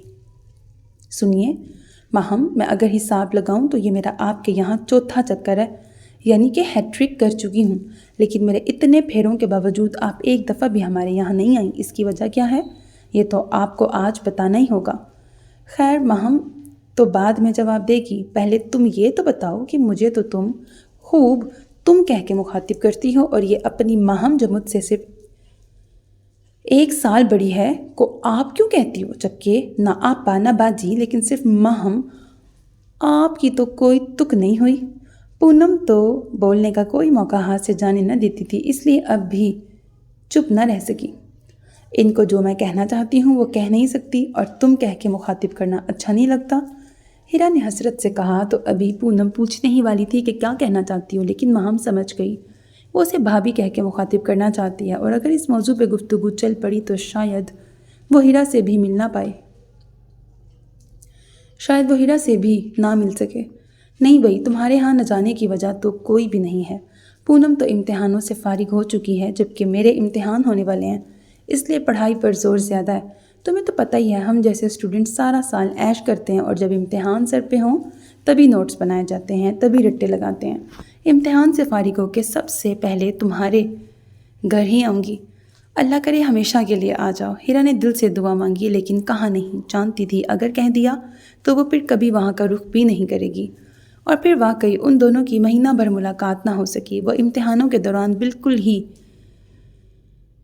مصروف ہو کے رہ گئی۔ وہ ہمیشہ آخر میں اتنی محنت کرتی تھی کہ اپنا بھی ہوش نہیں رہتا تھا، اور تو اور پونم کو بھی کمرے میں آنے کی اجازت نہ ہوتی تھی، اور آخری پرچہ دیکھ کر وہ جو آ کر سوئی ہے تو اگلے دن 10 بجے ہی اٹھی۔ سب کو جگانے سے منع کر دیا تھا، اس لیے کوئی اسے ڈسٹرب کرنے نہ آیا۔ وہ منہ ہاتھ دھو کے ناشتہ کر رہی تھی کہ پونم آ گئی۔ پہلے گھڑی دیکھی اور پھر اس کے قریب ہی بیٹھ کر چائے بناتے ہوئے بولی، صبح ہو گئی تمہاری؟ ایمان سے ماہم، کل سے کئی دفعہ خیال آیا کہیں سچ مچ تو انا للہ نہیں ہوگی۔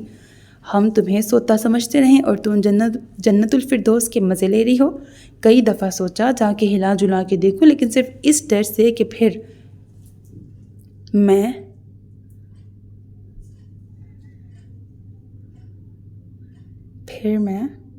ورڈ مٹا ہوا ہو جاؤں گی۔ میں نے تمہارے کمرے کا رخ نہیں کیا۔ اف، اتنی زبردست نیند آئی ہے کہ کیا کسی کو بیٹی بیاہ کے آئی ہوگی۔ ہاں بھائی، بیاہ سے یاد آیا، اب تو BA ہو گیا، لہٰذا اب بیاہ کی باری ہے، تیار ہو جاؤ، اب تو بہانہ بھی ختم ہو گیا۔ کاش میں تم سے چھوٹی ہوتی تو تمہارے بیاہ کا ارمان پورا ہو جاتا، کوئی بگائے نہ بگائے۔ تم تو مجھے پتہ ہے مجھے گھر سے نکال کے ہی دم لوگی، کوئی نہیں کرنی میں نے شادی وادی۔ اور جب وہ چاکلیٹ ہیرو تیار ہو گئے تو دیکھو پونم، یہ کھولتی ہوئی چائے میرے ہاتھ میں ہے، ابھی تمہاری سر ہائی نہیں، میں تو سچی مذاق کر رہی تھی۔ ویسے کئی دن ہوئے ہیرا تمہیں بہت پوچھ رہی تھی، اور پھر تم نے وعدہ کیا تھا کہ امتحان ختم ہوتے ہی اس کے گھر جاؤ گی، لہٰذا اس سے پہلے کہ وہ بھی آنا چھوڑ دے آج تم وہاں جانے کی ہمت کر ہی لو۔ اس میں ہمت کی کیا بات ہے؟ کوئی میں وہاں جانے سے گھبراتی ہوں؟ تو چلو آج شام ہی چلتے ہیں، میری کلاسیں شروع ہو گئیں تو شاید پھر میں نہ جا سکوں۔ ٹھیک ہے چلیں گے، تم فون کر دینا، یہ نہ ہو کہ ہم جائیں اور وہ گھر پہ نہ ملے۔ وہ نہ صحیح وہ صحیح، پونم بے ساختہ کہہ گئی، اور اس سے پہلے کہ ماہم واقعی کوئی ایکشن لیتی وہ جلدی سے چائے پی کے وہاں سے بھاگ لی۔ ہیرا ان دونوں کو دیکھ کے بہت ہی خوش ہوئی، ماہم کی تو خاطروں میں بچھی جا رہی تھی۔ اے مس ہیرا، آپ نے کبھی میری تو اتنی آؤ بھگت نہیں کی جتنی ان محترمہ کے لیے کی جا رہی ہیں۔ پونم نے ہیرا کو چھیڑا۔ جناب، پہلی بات تو یہ ہے کہ یہ آج پہلی دفعہ میرے یہاں آئی ہیں، اور پھر پتہ نہیں کیوں میں ان کے حسن سے اتنی امپریس ہو چکی ہوں کہ بچھنے کو دل چاہتا ہے۔ مجھے تو ساری عمر اس بات کا افسوس ہی رہا کہ لوگ مجھے میرے حسین ہونے کے ناطے پسند کرتے ہیں۔ آخر حسن کے علاوہ بھی تو میری کوئی شخصیت ہے، لوگ میرے چہرے کے علاوہ میری عادات، میرے کردار کو بھی تو دیکھیں۔ اپنی تعریف سن کر ماہم پھر جذباتی ہو گئی تو ڈرائنگ روم کے باہر کھڑے اسود کے قدم خود بخود رک گئے۔ وہ باتوں کی آواز سن کر ادھر آیا تو باہر ہی سے ماہم کی آواز سن کر انہی قدموں واپس پلٹ گیا۔ ہیرا، تم مائنڈ نہ کرنا، یہ جو ہماری بہن صاحبہ ہیں ان کی کبھی منہ پہ تعریف نہ کرنا، یہ اپنی طرح کی واحد شخصیت ہیں جنہیں اپنی تعریف سے چڑ ہے۔ تم اگر انہیں کوئلہ کہو تو خوش ہوں گی، اور اگر غلطی سے ہیرا کہہ دو نا تو ناراض ہو جائیں گی۔ کبھی دماغ کے پیچ اوپر نیچے ہو جاتے ہیں تو عموماً لیکچر کے بھی دورے پڑتے ہیں۔ پونم نے ایک دم ماحول کو خوشگوار بنا لیا۔ بھائی میں کوئی جھوٹی تعریف یا خوشامد تو نہیں کر رہی، ماہم مجھے صرف چہرے کی بدولت نہیں اپنی عادتوں کی وجہ سے ہی تو اتنی پسند ہے۔ ہیرا نے بالکل بھی برا نہ مانا، جس کی ان دونوں کو خوشی ہوئی، اور پھر چائے کے دوران جو باتوں کا سلسلہ شروع ہوا تو مغرب کی اذان پر دونوں کو ہوش آیا کہ کتنی دیر ہو چکی ہے۔ مارے گئے ماہم، اب تو ابو بھی آ گئے ہوں گے، اور امی سے تو صرف 6 بجے تک کی اجازت لی تھی اور اب 7:30 ہو رہے ہیں۔ تم لوگ اپنی کار سے نہیں آئیں؟ نہیں یار، وہ ورک شاپ میں پڑی ہے، کیا کریں؟ ابو کو فون کر دیں؟ پونم بولی، تاکہ اگر ڈانٹ نہ بھی پڑنی ہو تو پڑ جائے۔ ابو ابھی آئے ہوں گے اور آتے ہی ہمیں لینے آ جائیں۔ نہ بابا، ٹیکسی سے ہی چلتے ہیں، ماہم نے کہا۔ اچھا، اب آپ زیادہ چیمپئن نہ بنے، ٹیکسی ہی میں جانا تھا تو برقع پہن کے آتی، یہ برقعے کا بھلا کیا ذکر؟ لو جی، تمہارے حسن کو دیکھ کر تو بڑے بڑے شریف پھسل جاتے ہیں، اور اس بیچارے ٹیکسی ڈرائیور نے تو خواب میں بھی تم جیسا نہ دیکھا ہوگا۔ اپنے ساتھ مجھے بھی مروانا، پونم نے مذاقاً کہا، اور ماہم اسے سوائے گھورنے کے کچھ بھی نہ کہہ سکی۔ جی، آپ دونوں میری مہمان ہیں، لہٰذا آپ کو گھر چھوڑنا میری ذمہ داری ہے۔ میں بھائی جان کو پکڑتی ہوں، ویسے بھی امی میلاد میں گئی تھیں اور انہوں نے 7:30-8 بجے تک آنے کو کہا تھا۔ انہیں لینے تو جانا ہی ہے، تم 2 منٹ بیٹھو، میں ابھی ان کو لے کے آتی ہوں۔ چلو، دیر ہونے کا یہ تو فائدہ ہوا کہ تمہیں دیدار کا موقع مل گیا۔ پونم، تم اپنی گز بھر کی زبان کو کبھی بند نہیں رکھ سکتی؟ اچھا بابا، نہیں بولتی، تمہارا بس چلے تو میرے سانس لینے پہ بھی پابندی لگا دو۔ اور 5 منٹ بعد ہی ہیرا اسود کو لے کے آ گئی، کریم کلر کے شلوار قمیص میں۔ اس کا نمایاں قد کافی شاندار لگ رہا تھا، سوبر چہرے پر مسکراہٹ کی ہلکی سی بھی جھلک نہ تھی۔ رنگت سے مار کھا گیا، ورنہ بندہ ٹھیک ٹھاک پرسنالٹی کا مالک ہے۔ پونم نے دل میں سوچتے ہوئے ماہم کو دیکھا، جو کہ یقیناً اپنے دھڑکتے دل کے ساتھ نروس سی لگ رہی تھی۔ اسود نے ان کے سلام کا جواب دیتے ہوئے کہا، آئیے میں آپ لوگوں کو چھوڑ آتا ہوں، تم بھی آ جاؤ ہیرا۔ وہ یہ کہہ کے باہر چلا گیا۔ ہیرا نے ملازم کو دروازے بند کرنے کو کہا اور وہ تینوں باہر آ گئیں۔ ہیرا اسود کے ساتھ آگے بیٹھ گئی، یہ دونوں پیچھے۔ پونم اور ہیرا آپس میں اب بھی باتوں میں لگی ہوئی تھیں، جبکہ ماہم بالکل خاموش بیٹھی تھی۔ بیک ویو مرر میں اسود کی نگاہوں نے ایک دفعہ بھی تو اس کو دیکھنے کی کوشش نہ کی۔ وہ اسود کے گھنے بالوں اور چوڑے کندھوں کو دیکھتے ہوئے سوچ رہی تھی، کیا کبھی اس کا یہ آئیڈیل اسے مل سکتا ہے؟ وہ جو اس کی طرف دیکھنا بھی گوارا نہیں کر رہا تھا، ورنہ اس کا چہرہ تو اتنا حسین تھا کہ نظریں پڑ جائیں تو ہٹنا بھول جاتی تھیں، یا شاید واقعی حسن دیکھنے والے کی نظر میں ہوتا ہے۔ تمام راستہ وہ خاموش رہی۔ دونوں کو اتنا سیریس دیکھ کے پونم نے بھی بولنا یا چھیڑنا مناسب نہ سمجھا۔ وہ اتری تو ڈرائیونگ سیٹ والے دروازے کے قریب ہو کر اس نے اسود سے اخلاقاً کہا، آئیے تھوڑی دیر بیٹھیے، ابو بھی اب تو گھر پہ ہوں گے، نہیں دیر ہو جائے گی، امی کو بھی لینا ہے۔ وہ خدا حافظ یا شکریہ بھی نہ کہہ سکی اور وہ تیزی سے کار بیک کر کے لے گیا۔ میں تو آج تک سمجھ نہ سکی یہ شخص آخر کس چیز پہ اتنا اتراتا ہے۔ پونم اس کے یوں لا تعلق رہنے پر چڑ ہی تو گئی۔ انہوں نے اترانے والی کون سی بات کہہ دی بھلا؟ ماہم نے اس کی حمایت کی۔ یہ غرور نہیں تو اور کیا ہے کہ کبھی جو سیدھے منہ بات کر لے۔ ہیرا کا تو بھائی لگتا ہی نہیں ہے، نہ شکل اس جیسی نہ عادتیں اس کی طرح۔ اتنا خر دماغ پتہ نہیں کس پہ چلا گیا، جبکہ آنٹی انکل بھی ایسے نہیں ہیں۔ ہو سکتا ہے سب کے ساتھ ایسا نہ ہو، اور پھر ہم دونوں کا پہلا امپریشن بھی تو کچھ ایسا پڑا تھا کہ میرے خیال میں اس کی جگہ کوئی بھی ہوتا اس کا رویہ ایسا ہی یا شاید اس سے بھی بدتر ہوتا۔ تم نے اس غلط فہمی کی معافی مانگ تو لی تھی، اب کیا چاہتا ہے؟ ناک رگڑ رگڑ کے معافی مانگے؟ نہ بابا، میری ناک اتنی فالتو نہیں ہے جو اس کالے جلے ہوئے شخص کے لیے گھسے۔ ویسے ماہم، سچی بات تو یہ ہے تم بلا وجہ اس کی خاطر گلی جا رہی ہو۔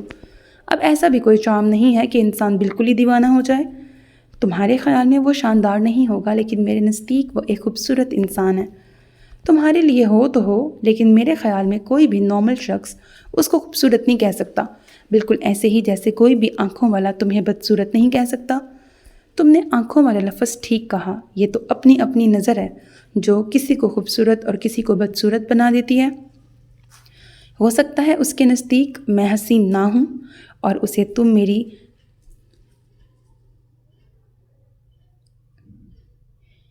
ایب نارملی کہہ لو کہ میرے نزدیک وہ ایک شاندار شخص ہے۔ لیٹ تو ہم پہلے ہی ہو چکے ہیں، اور اب مزید یہاں دیر لگا کر آج تو شاید باہر ہی رہنا پڑے گا۔ جلدی چلو نا، تم تو عشق کی خاطر ڈانٹ کیا مار بھی کھا لو گی، میں کیوں بلا وجہ ماری جاؤں؟ پونم ماہم کو تقریباً گھسیٹتے ہوئے اندر لے گئی۔ ربیع الاول میں مسز یزدانی ضرور میلاد کرایا کرتی تھیں۔ آج یعنی 12 ربیع الاول کو بھی ان کے یہاں ختم قرآن اور میلاد تھا۔ ماہم کے یہاں سے بھی ان تینوں کو بلاوا تھا۔ امی نے صبح ہی سے کہہ دیا تھا کہ ٹھیک 2:45 بجے وہ دونوں تیار ہو جائیں تاکہ مقررہ وقت پہ پہنچ سکیں، ورنہ اور عورتوں کی طرح عین چائے کے وقت پہنچنا کتنا برا لگتا ہے۔ پونم ہمیشہ کی طرح کپڑوں کا مسئلہ بنائے کھڑی تھی، کبھی ایک بہتر لگتا تو دوسرا نظر آ جاتا، اور یوں آدھا گھنٹہ تو اس نے کپڑوں کی سلیکشن پہ لگا دیا تھا۔ یہ تم پورے آدھے گھنٹے سے ہر جوڑا ریجیکٹ اور دوسرا جوڑا سلیکٹ کیے جا رہی ہو، آخر تیار کس وقت ہوگی؟ ماہم نے اسے اتنی دیر سے وارڈروب کے سامنے کھڑے دیکھ کے آخر پوچھ ہی لیا۔ تمہارے لیے تو کوئی مسئلہ ہی نہیں، نہ کپڑوں کا، جھٹ سے کالا رنگ نکالا اور پہن لیا۔ یہ تو ہم جیسوں کی مصیبت ہے، جن کو تمام ہی رنگ اچھے لگتے ہیں، لیکن اس موقع پہ کون سا پہنوں یہ فیصلہ نہیں ہو پا رہا ہے۔ یہ لیمن سوٹ پہن لو، کتنی اچھی کڑھائی ہے، یا پھر یہ گرین، اس کا کٹ ورک کا دوپٹہ کتنا اچھا ہے۔ ہاں، یہ لیمن سوٹ چلو ٹھیک ہے، اور تم کون سا والا کالا جوڑا پہن رہی ہو؟ آج میں کالا نہیں سفید سوٹ پہن رہی ہوں۔ کیوں بھائی، کیوں یہ چینج کیوں؟ میں کالے کپڑے پہن کر کسی کو کمپلیکس میں مبتلا کرنا نہیں چاہتی، ماہم نے بے خیالی میں کہہ دیا۔ اچھا، تو تمام حربے ناکام ہو گئے جو اب حور یا سفید روح بن کے ڈرا دھمکا کے بات منوانا چاہتی ہو؟ چلو یہ بھی کر کے دیکھ لو، ویسے ہے تو بہت ہی چکنا گڑا۔ اگر ایسی بات کی تو میں سچ مچ عین وقت پہ جانے سے انکار کر دوں گی۔ ماہم آج کل بہت حساس ہو رہی تھی، فوراً برا مان لیا کرتی تھی۔ توبہ توبہ، اتنا غصہ! ویسے ڈیئر سسٹر، وہاں نہ جا کر بھی تم میرا نہیں اپنا ہی نقصان کرو گی۔ اگر تم ایسی ہی اس کے لیے دیوانی ہو رہی ہو تو میری مانو جو بھی موقع ملے اسے قائل کرو، اور اگر موقع نہ ملے تو موقع ڈھونڈ کے اس پہ روح کی طرح سوار ہو جاؤ، ورنہ مجھے ڈر ہے اس کے فراق میں تمہاری روح ہی پرواز نہ کر جائے۔ پونم نے اس کی ذرا بھی تو پرواہ نہ کی، اور ماہم جانتی تھی وہ کسی صورت بھی پونم سے باتوں میں نہیں جیت سکتی، لہٰذا خاموشی سے تیار ہونے چل پڑی۔ 8 کلیوں کے سفید سلک کے ڈھیلے ڈھالے کرتے اور تنگ پائنچوں کی شلوار کے ساتھ بڑا سا ریشمی دوپٹہ لیے اس نے صرف اتنا سنگھار کیا تھا کہ بالوں کو بیلے کی کلیوں سے گوندھا تھا، کانوں میں بیلے کی کلیوں کے ہی ٹاپس تھے اور سیدھے ہاتھ میں انہی کلیوں کا گجرا بنا کے پہنا تھا۔ میک اپ کی تو اس کو ضرورت ہی نہ تھی۔ بقول پونم، مجھے ہمیشہ یہ غلط فہمی ہو جاتی ہے کہ تم ہر وقت بلش آن کیوں لگائے رکھتی ہو؟ کمبخت کال ہی ایسے نیچرل بلش ہیں، اور ہونٹوں پر ہمیشہ پنک لپسٹک کا گمان ہوتا ہے۔ پارٹیز یا شادیوں میں تو وہ عموماً میک اپ کر بھی لیا کرتی تھی، لیکن آج اس لیے لپسٹک تک نہ لگائی تھی، لیکن اس سادگی میں ہی اس کا حسن پھوٹا پڑ رہا تھا۔ خیر، آج تو تمام ہتھیاروں سے لیس ہو، مجھے یقین ہے اسود تو اسود، آج تو اسود کے اچھے بھی قائل ہو جائیں گے۔ پونم نے اندر داخل ہوتے ہی ماہم کو چھیڑا۔ تم باز نہیں آؤ گی؟ دل تو چاہتا ہے کہ سچ مچ باز بن کے تمہارے کوے کو کھا جاؤں جو کسی صورت باز نہیں آ رہا۔ کیے جاؤ بکواس، میں ایک کان سے سن کے دوسرے سے نکال رہی ہوں۔ ماہم نے پرفیوم کا سپرے کرتے ہوئے لاپرواہی سے کہا۔ آج تو تم زہیب حسن کا یہ گانا گا ہی دینا۔ گانا تو خیر اسود صاحب کو چاہیے تھا، چونکہ یہاں معاملہ الٹا ہے، اس لیے تم ہی گا دینا۔ پونم نے گلا صاف کیا اور گنگنانے لگی۔ خوبصورت ہوں اندر سے جیسے بھی ہوں باہر سے، دیکھو نا میرا چہرہ، میری آنکھوں میں دیکھو پیار۔ لڑکیوں، تم دونوں تیار ہوئیں کہ نہیں؟ امی نے باہر ہی سے آواز دی۔ چلیں، ہم تو بالکل تیار ہیں، پونم جلدی سے باہر کھسک لی۔ کار تم ہی ڈرائیو کرو، میرا قطعی موڈ نہیں ہے۔ پونم کار کی چابیاں ماہم کو تماتے ہوئے ساتھ والی فرنٹ سیٹ پہ بیٹھ گئی۔ تم دونوں باتوں میں وقت کی پابندی کا خیال نہیں رکھتی ہو، پورے 15 منٹ لیٹ ہو گئے، امی نے پیچھے بیٹھتے ہوئے ناراضگی سے کہا۔ دیکھ لیجئے گا، آج بھی آنے والوں میں ہم ہی سب سے پہلے پہنچے ہوں گے، پونم نے بالوں کی خاطر شیشہ اوپر کرتے ہوئے کہا۔ ماہم نے یزدانی صاحب کے گھر کار گیٹ کے اندر داخل کی تو سامنے پورچ میں کوئی 1 منٹ پہلے ہی ایک سٹاف کار پہنچی تھی، اور اس میں سے اترنے والا بے شک اسود ہی تھا۔ اپنے فل یونیفارم میں وہ ماہم کو ہمیشہ کی طرح اچھا لگا۔ اس نے مڑ کر پیچھے دیکھا اور دروازہ بند کر کے ان کی طرف آیا۔ ماہم کی طرف والی کھڑکی پر ہاتھ رکھ کر سلام کرتے ہوئے کافی شائستگی سے بولا۔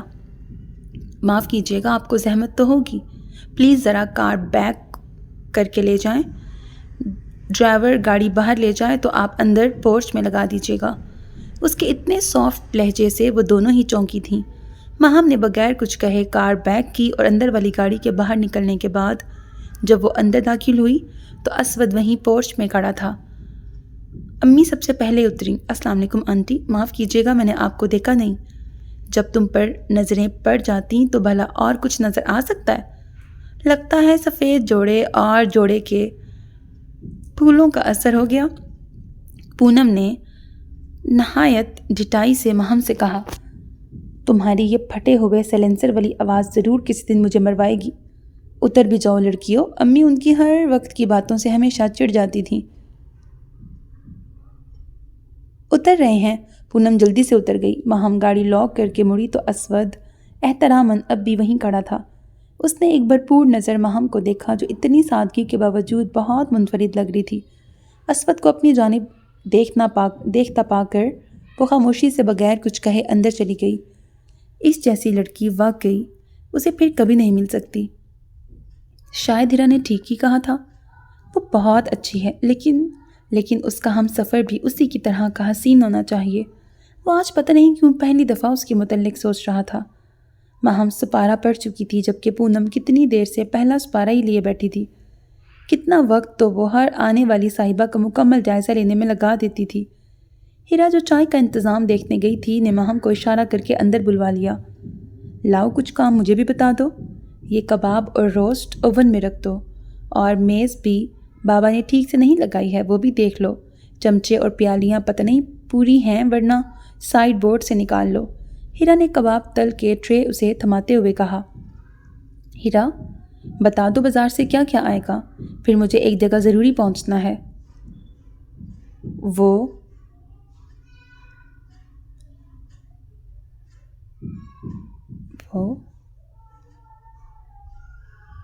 कफलिंग्स मिटा हुआ था, बड़ा मुश्किल से समझा क्या लिखा होगा। वो कफलिंग्स के बटन लगाते हुए खाने के कमरे में दाखिल हुआ तो मेज़ पे ब्रश लगाती माहम को हीरा समझा, और माहम ने मुड़कर पीछे देखा तो वो झींप गया। ओह सॉरी, मैं समझा हीरा है, वो अंदर किचन में है। क्या बात है भाईजान? हीरा एप्रन पहने पहने वहीं आ गई। तुमने सुबह कहा था कि 5 बजे कार में जाके समोसे और जलेबियाँ ले आऊँ। आप चलें, मैं बाबा को हॉट पॉट देकर भेजती हूँ। वो दोनों चले गए तो माहम हीरा के पास किचन में ही आ गई। ये तुम्हारे भाई जान का मूड हर वक्त ऑफ नहीं रहता? पहले तो नहीं रहता था, अब रहने लगा। अब क्यों रहने लगा? पता नहीं, वजह तो मालूम नहीं हो सकी। वजह कहीं मैं तो नहीं, मेरा मतलब है मुझे लगता है उनका मूड मुझे देख के ख़राब हो जाता है। वो उदासी से कह गई। शायद मैं बहुत बुरी लगती हूँ। अरे नहीं भाई, तुम्हें देख कर भला किसी भी आंखों वाले का मूड ऑफ हो सकता है? इतनी प्यारी तो मेरी दोस्त है। काश, हीरा ने उसके चेहरे को थामते हुए कुछ कहना चाहा और फिर खामोश हो गई। वो दरअसल अपने रंग की वजह से बिला वजह कॉम्प्लेक्स का शिकार हैं, और ये भी कुछ अरसे से ही उन्हें एहसास कमतरी हो गया है, वरना आदत के लिहाज से तो उनकी खुश मजाजी पूरे ख़ानदान में मशहूर थी। हाँ हीरा, सीरत ही असल चीज़ होती है, सिर्फ सूरत देख कर तो किसी के बारे में राय कायम नहीं कर लेनी चाहिए। माहम ने बहुत कुछ कहना चाहा लेकिन कह ना सकी। कैसे कहती कि अपने भाई से कहो वो सिर्फ मेरी सूरत देख के मुझसे खाइफ ना हो, मेरा दिल भी तो खूबसूरत है। और वह धड़क धड़क कर सिर्फ असवद के नाम की माला जप रहा है। आजकल माहम के लिए डॉक्टर यूसुफ का रिश्ता आया हुआ था, जो अपने नाम की मुनासबत से वाकई यूसुफ सानी थे, और बकौल पूनम दोनों का जोड़ा वाकई चांद सूरज का लगेगा। घर में सिवाय उसके तमाम वोट डॉक्टर यूसुफ के हक में डाले जा चुके थे। ये अम्मी की एक मिलने वाली के भतीजे थे, जो उन्हें आंटी वासिफ की बेटी की मंगनी में मिली थीं। वहीं उन्होंने माहम को देखा तो ऐसी उसकी सूरत पे लट्टू हुई कि अमेरिका में रिहाइश पजीर अपने भतीजे को, जो कोई लड़की पसंद ना आने की वजह से अब तक गैर शादीशुदा थे, बुलवा कर माहम को बहाने से दिखा भी दिया। वो माहम को एक नज़र देख कर ही ऐसे दीवाने हुए कि उसी फेरे में शादी पर भी राज़ी हो गए। अम्मी उनके पूरे ख़ानदान को अच्छी तरह से जानती थीं। तालीम, किरदार, ओहदा, शक्ल, सूरत, ग्रीन कार्ड होल्डर। ये लड़का अम्मी को हर लिहाज से माहम के लिए मौजू लगा। शायद इतने सालों से वह ऐसे ही रिश्ते की ख्वाहिश में कितने अच्छे अच्छे रिश्तों को इनकार कर चुकी थी, और जब माहम ने नहायत दीदा दिलेरी से अम्मी से कह दिया कि वो डॉक्टर यूसुफ से शादी नहीं करेगी, तो पहली दफ़ा अम्मी ने ना सिर्फ उस पर इतना गुस्सा किया, बल्कि इस दफ़ा वो अपनी बात पर अड़ भी गई थी कि इस रिश्ते को वो इनकार नहीं करेंगी। और माहम हर तरह की कोशिश करने के बावजूद उन्हें कायल ना कर सकी थी। तुम सिर्फ एक जायज़ वजह इनकार की बता दो तो मैं आज ही इनकार कर दूं, लेकिन यूसुफ में क्या पूरे घराने में माशाल्लाह कोई भी तो ऐसा ऐब नहीं है कि बिला वजह इनकार कर दिया जाए।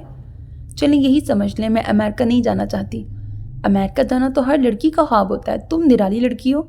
अम्मी, ये निराली लड़की अमेरिका नहीं अफ्रीका जाना चाहती है। पूनम भला चुप रह सकती थी? ऐसे रिश्ते तो किस्मत से मिला करते हैं। ये तो मेरी खुशकिस्मती है कि उन्होंने मेरी बेटी को पसंद किया। आपको इतना ही पसंद है तो पूनम के लिए हाँ कर दें। अरे वाह, पसंद तुम्हें किया है, मैं ख्वामखा बीच में आ गई। और फिर तुम्हारी शक्ल देखने के बाद अब तो कोई भी पाकिस्तानी लड़की उनकी नज़रों में नहीं जचेगी। तुम बुरी सही पर इतनी भी बुरी नहीं हो, थोप थाप लेना बहुत अच्छी लगोगी। आम ने बात को मजाक में टालने के लिए पूनम को छेड़ा।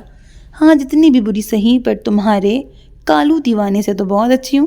ماہم، یہ بات مذاق میں اڑانے کی نہیں ہے۔ میں نے ہر معاملے میں تم دونوں کو بہت آزادی دی ہے۔ اس کا یہ مطلب نہیں ہے کہ تم لوگ بالکل ہی اپنی منمانی کرنے لگو۔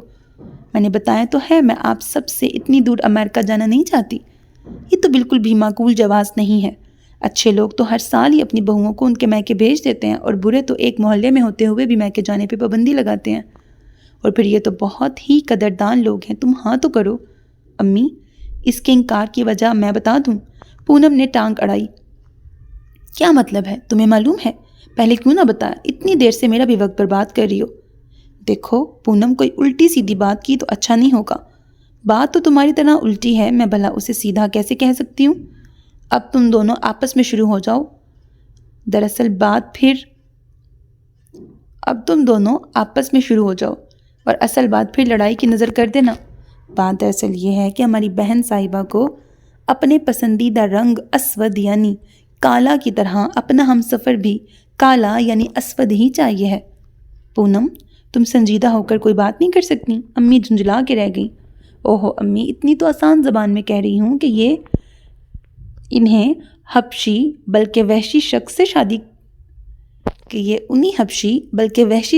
شادی کریں گے جو ایک بار آ کر دوبارہ پلٹے بھی نہیں۔ میں اب بھی نہیں سمجھی۔ توبہ ہے امی، وہی اسود صاحب جو غلطی سے ہیرا کے بھائی اور بدقسمتی سے آنٹی یزدانی کے بیٹے ہوتے ہیں۔ ایک دفعہ ماہم کو دیکھنے بھی آئے تھے، لیکن شاید گھر جاتے ہی اپنی شکل بھی دیکھ لی تھی، جو پھر آنے کی ہمت نہیں کی۔ پونم، بہت ہو گیا، اب مزید میں یہ بےہودگی نہیں سنوں گی، اور اب اگر کسی اور کو ضد ہے تو میرا بھی اٹل فیصلہ ہے کہ میری شادی ہوگی تو اسود سے، ورنہ کبھی نہیں۔ ماہم اسود کا اس طرح مذاق اڑانا برداشت نہ کر سکی، اور جو بات شاید وہ ساری عمر امی سے نہ کہہ سکتی، غصے میں کہتے ہوئے باہر چلی گئی۔ کیا یہ سچ ہے پونم؟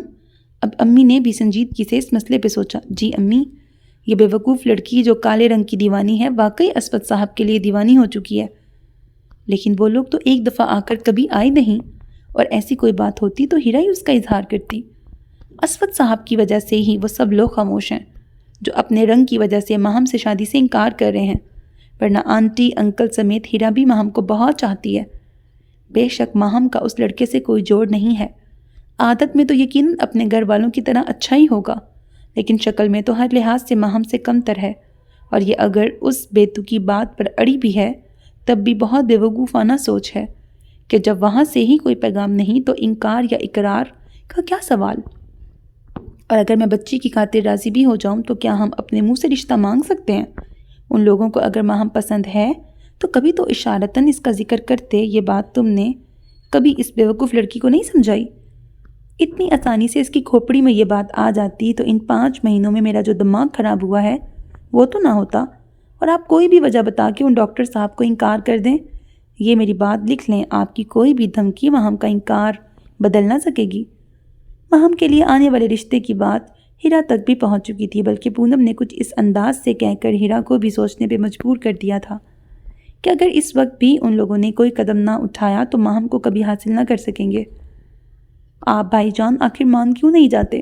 خدا کے لیے ہیرا، اب تو تم اس کی وکالت چھوڑ دو۔ بھائی جان، یہ صرف آپ کی نہیں کسی اور کی بھی زندگی کا مقدمہ ہے۔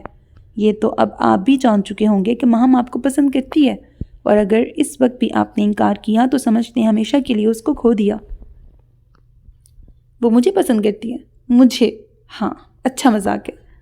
اور سچ پوچھو تو حقیقت یہ ہے کہ میں نے کبھی اسے پانے کی خواہش ہی نہیں کی جو اسے کھونے کا دکھ ہو۔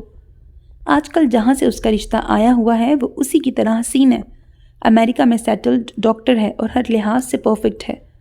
ہاں، اس کے لیے ایسا ہی پرفیکٹ شخص ہونا چاہیے۔ اگر وہاں ہاں ہو گئی تو آپ کو کوئی افسوس نہیں ہوگا؟ افسوس؟ کس بات کا افسوس؟ اسود نے کندھے اچکاتے ہوئے پوچھا۔ پلیز بھائی جان، آخر آپ سمجھتے کیوں نہیں؟ آخر کیا سمجھانا چاہتی ہو تم مجھے؟ ماہم کالے رنگ کی دیوانی ہے، اس حد تک کہ آپ اس کی اس بات سے اندازہ لگا لیں۔ اس کا ارمان ہے کہ نہ صرف اس کا ہم سفر کالا ہو بلکہ اس کا عروسی جوڑا بھی جیٹ بلیک ہو، تاکہ وہ اپنے سیاہ عروسی جوڑے میں 14ویں کے چاند کی طرح چمکے، اور اس کا بیچارہ ہم سفر سیاہ گنگور گھٹا لگے، اور ساری محفل میں اس غریب دلہا کا یہ کہہ کے مذاق اڑایا جاتا رہے کہ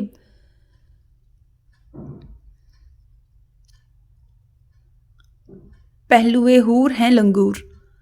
آپ جو بلا وجہ اپنے رنگ کی وجہ سے کمپلیکس کا شکار ہو گئے ہیں، میں شرطیہ کہتی ہوں ایک دن ضرور اس پہ پچھتائیں گے۔ پسند تو کوئی بھی آ سکتا ہے، بالکل ایسے جیسے لیلا کالی تھی پر مجنوں دیوانہ تھا، اور اب بقول تمہارے مجنوں کالا ہے تو لیلا دیوانی ہے میری اس شکل کی۔ واہ بھئی، خوب رہی، زبردست لطیفہ ہے۔ اسود کہا مار کے ہنس دیا۔ میں بھی پاگل ہوں جو ایک پتھر سے سر پھوڑ رہی ہوں۔ آپ ماہم جیسی لڑکی کو کھو کر ایک دن پچھتائیں گے، تب کچھ بھی نہیں ہو سکے گا۔ ہیرا کی کسی بات کا اس پہ اثر نہ ہوا تو وہ اداسی اور ناراضگی سے یہ کہتی باہر چلی گئی۔ یوسف کی پھپھو ان کے گھر کے کئی چکر لگا چکی تھیں، لیکن اب تک ان لوگوں کو کوئی جواب نہ دیا گیا تھا، اور کل وہ کہہ گئی تھیں کہ اس جمعے کو وہ انہیں فیصلہ کن جواب بے شک انکار کی ہی صورت میں صحیح دے دیں، کیونکہ اب وہ مزید انتظار نہیں کر سکتی۔ یوسف بھی صرف 1 مہینے کی چھٹی پہ آیا تھا، اور امی اپنے دل میں فیصلہ کر چکی تھیں کہ اب وہ ماہم کی بے وقوفانہ باتوں کو ہرگز نہ مانیں گی۔ اتنا اچھا رشتہ قسمت سے ان کے گھر تک آیا تھا، اب جب کہ پڑھائی کا بہانہ بھی ختم ہو گیا تھا، اور یہی عمر ہوتی ہے جب لڑکیوں کی شادی کا مناسب وقت ہوتا ہے۔ یہ بات انہوں نے پونم کے ذریعے ماہم تک پہنچا دی تھی، اور تب سے وہ بے چین تھی۔ وہ کیا کرے، کس طرح اس پتھر کے دل میں اپنی جگہ پیدا کرے؟ وہ یوں آسانی سے سر جھکانے والی نہیں تھی۔ اسے اپنی قسمت کو آخری دفعہ اور آزمانا ہوگا، اور ایک آخری کوشش اور کرنی ہوگی۔ پھر جو بھی فیصلہ ہوا وہ اسے اللہ کی رضا سمجھ کے قبول کرے گی، لیکن صرف ایک دفعہ وہ اس سے ضرور بات کرے گی تاکہ زندگی بھر کے لیے کوئی پچھتاوا، کوئی افسوس باقی نہ رہ جائے۔ قسمت کی مہربانی سے اسے یہ موقع مل گیا۔ پونم نے ہی شاید اسے بتایا تھا کہ ہیرا کی کزن کی آج شادی تھی۔ شادی چونکہ حیدرآباد میں تھی، اور یہ سب لوگ سوائے اسود کے 1 دن پہلے ہی حیدرآباد چلے گئے تھے، اور دوسرے دن ولیمے کے بعد ہی ان لوگوں کا واپس آنا تھا۔ آج اسود گھر پر اکیلا ہوگا، وہ اس سے آخری بار فیصلہ کن بات کر سکتی تھی۔ تمام شرم، انا، غیرت بالائے طاق رکھ کر اس نے وہاں جانے کا فیصلہ کر لیا۔ دماغ میں کوئی بات سما جائے تو وہ اسے پورا کیے بغیر مانتی بھی نہ تھی۔ امی ابو گھر پر نہ تھے، وہ پہلی دفعہ پونم سے جھوٹ بول کر بازار کا بہانہ بنا کے باہر نکلی تھی۔ پونم میگزین پڑھنے میں مصروف تھی، اس لیے اس نے زیادہ توجہ نہ دی، ورنہ وہ تو بازار جانے پر ہی 1000 سوال کر ڈالتی۔ راستہ بھر اس سے ڈرائیو کرنا مشکل ہو رہا تھا۔ اس کا ضمیر اسے ملامت کر رہا تھا، اسے یوں چھپ کر اتنا بڑا قدم نہیں اٹھانا چاہیے تھا۔ گھر والوں کی نظر میں اور اسود کی نظر میں بھی اس کی کیا حیثیت رہ جائے گی، لیکن وہ دل کے ہاتھوں مجبور ہو گئی تھی۔ یہی وقت تو اس کے ہاتھ میں تھا۔ کار پورچ میں کھڑی کر کے اس نے بیل بجائی۔ اتفاق سے اسود نے ہی دروازہ کھولا۔ آپ؟ سوری جی، ہیرا اور سب گھر والے حیدرآباد گئے ہوئے ہیں، کل تک آ جائیں گے۔ اس نے ماہم کو اندر آنے کو بھی نہ کہا۔ میں اندر آ جاؤں؟ میں نے بتایا نا، امی ہیرا کوئی بھی نہیں ہے، میں آپ سے ملنے آئی ہوں۔ مجھ سے؟ اسود نے حیرت سے اپنی طرف اشارہ کیا۔ کیا آپ مجھے اس قابل بھی نہیں سمجھتے کہ اندر بیٹھ کر میری بات سن لیں؟ اوہ سوری، اچھا آ جائیں۔ اس نے اسے اندر جانے کا راستہ دیتے ہوئے کہا۔ بیٹھیے۔ اس کے بیٹھنے کے بعد وہ خود بھی بیٹھ گیا۔ کئی لمحے گزر گئے لیکن وہ کچھ بھی نہ کہہ سکی۔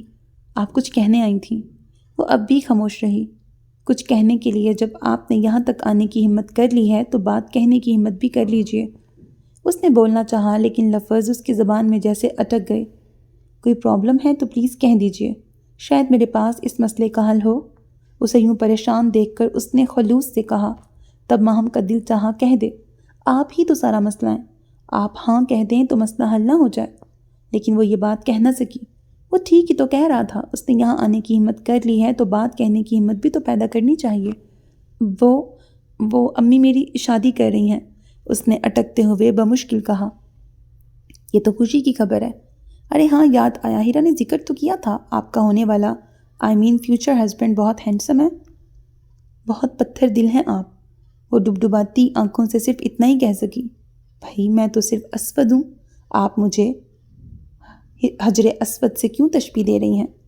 حجر اسود بے شک صرف ایک کالا پتھر ہے، لیکن اس میں کوئی تو ایسی بات ہے جو لوگ اسے چھونے کے لیے جان کی بازی لگا دیتے ہیں۔ وہ اس کی آنکھوں میں آنکھیں ڈال کر نہایت دیدہ دلیری سے کہہ گئی۔ اب وہ اتنا بھی بے وقوف نہ تھا کہ اس کا مطلب نہ سمجھ سکتا۔ اس نے اسے دیکھا اور اتنا حسن دیکھ کر ایک دفعہ پھر اپنا آپ بہت حقیر سا لگا۔ لیکن میں صرف اسود ہوں، نعوذ باللہ، حجر اسود نہیں کہ لوگ مجھے پانے کے لیے جان کی بازی لگا دیں۔ منزل تک پہنچانا تو اللہ کے اختیار میں ہے، لیکن بعض لوگ ایسے ہوتے ہیں جو اپنی منزل پانے کے لیے جان تک کی بازی لگا دیتے ہیں۔ اور یہ ضروری تو نہیں ہے کہ سب کی ہی منزل چمکتی چیز ہو. کچھ کے نزدیک کوئلے کا وہ معمولی ٹکڑا بھی اتنا ہی اہم ہوتا ہے جتنا کہ ہیرا. یہ تو جوہر شناس نگاہیں ہی جان سکتی ہیں کہ کس کی اہمیت زیادہ ہے. میں ظاہری صورت کو اہمیت نہیں دیتی. آپ اب تو جان ہی گئے ہوں گے کہ میری نگاہوں کا مرکز کون ہے. میں تو جان گیا ہوں، لیکن آپ شاید نہیں جانتی کہ کوئلے کی تمنا کرنے والوں کو کیا ملتا ہے. یہ جب تک جلتا ہے چھونے والے کے ہاتھ جلا دیتا ہے. بجھ جائے تب بھی سوائے کالک کے کچھ حاصل نہیں ہوتا. یہ دوسری بات ہے کہ آپ اسی کالک کو اپنی نظر کے ٹیکے کے طور پہ اپنے ماتھے پہ سجانا چاہتی ہوں گی. آپ ان سے اتنی نفرت کیوں کرتے ہیں؟ شاید میں کبھی نہ جان پاؤں گی. وہ بہت دکھ سے بولی. نفرت اور ہم جیسے لوگ؟ ارے نہیں بھائی، ہم جیسے نہیں، آپ جیسے لوگ ہم سے نفرت کرتے ہیں. دنیا میں مذہب، زبان یا تہذیب کا نہیں، بلکہ صرف اسی گورے کالے رنگ کا فرق ہی زیادہ تباہی پھیلائے ہوئے ہے. گورے کالوں کو کتنا حقیر سمجھتے ہیں کہ صرف رنگت کی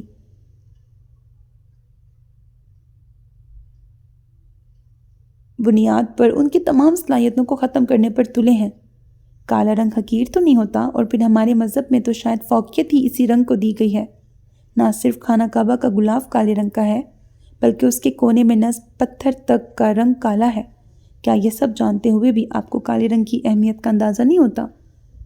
وہ ایک روانی میں کہتی چلی گئی. وہ واقعی قائل ہو گیا. یقیناً یہ لڑکی کالے رنگ کی دیوانی ہے، جو ہر چیز کا حسن اسی رنگ کی مثالیں دے کے نکالتی ہے. اس نے بغور ماہم کو دیکھا. اسے لگا کہ کمرے میں تمام روشنی اس کے دم سے ہو، باقی ہر چیز مدھم ہو گئی ہو. صرف وہی واضح تصویر بنی فوکس میں تھی. اتنی حسین ہو کر بھی وہ اس کی تمنائی تھی جس کی اپنی ہی نظر میں کوئی حیثیت نہیں تھی. ارے ہم دونوں نے تو بلیک اینڈ وائٹ پر اچھی خاصی تقریر کر لی. چلیں یہ بحث تو جاری رہے گی جب تک. کیا خیال ہے ایک کپ چائے نہ ہو جائے؟ آپ بیٹھیے، میں بابا سے کہتا ہوں. وہ اتنے اطمینان سے بولا جیسے ماہم اتنی دور سے صرف اس موضوع پہ بحث کرنے آئی ہو. وہ واقعی پتھر دل تھا جس سے اب تک وہ بے غیرت بن کر سر پھوڑ رہی تھی.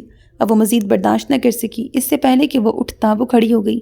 اگر آپ نے بے حسی کی انتہا کی ہے تو میں نے بھی بے غیرتی کی انتہا کر دی ہے. جس طرح آپ مجھے سمجھ نہ سکے اسی طرح میں نے بھی آپ کو سمجھنے میں غلطی کی ہے، ورنہ اتنی بے غیرت اور اتنی ڈھیٹ بن کے بار بار آپ کے پاس آپ کو قائل کرنے نہ آتی. خدا حافظ، ہمیشہ کے لیے. وہ روحانسی ہو کر یہ کہتی مڑ گئی، اور اس کے رخ پھیرنے سے اسود کو یوں لگا جیسے کمرے کی تمام روشنیاں بجھ گئی ہوں. گپ اندھیرے میں اسے کچھ نہ سوچ رہا تھا. جس طرح ذرا سی روشنی سیاہ گپ اندھیرے کو دور کر دیتی ہے، اسی طرح ماہم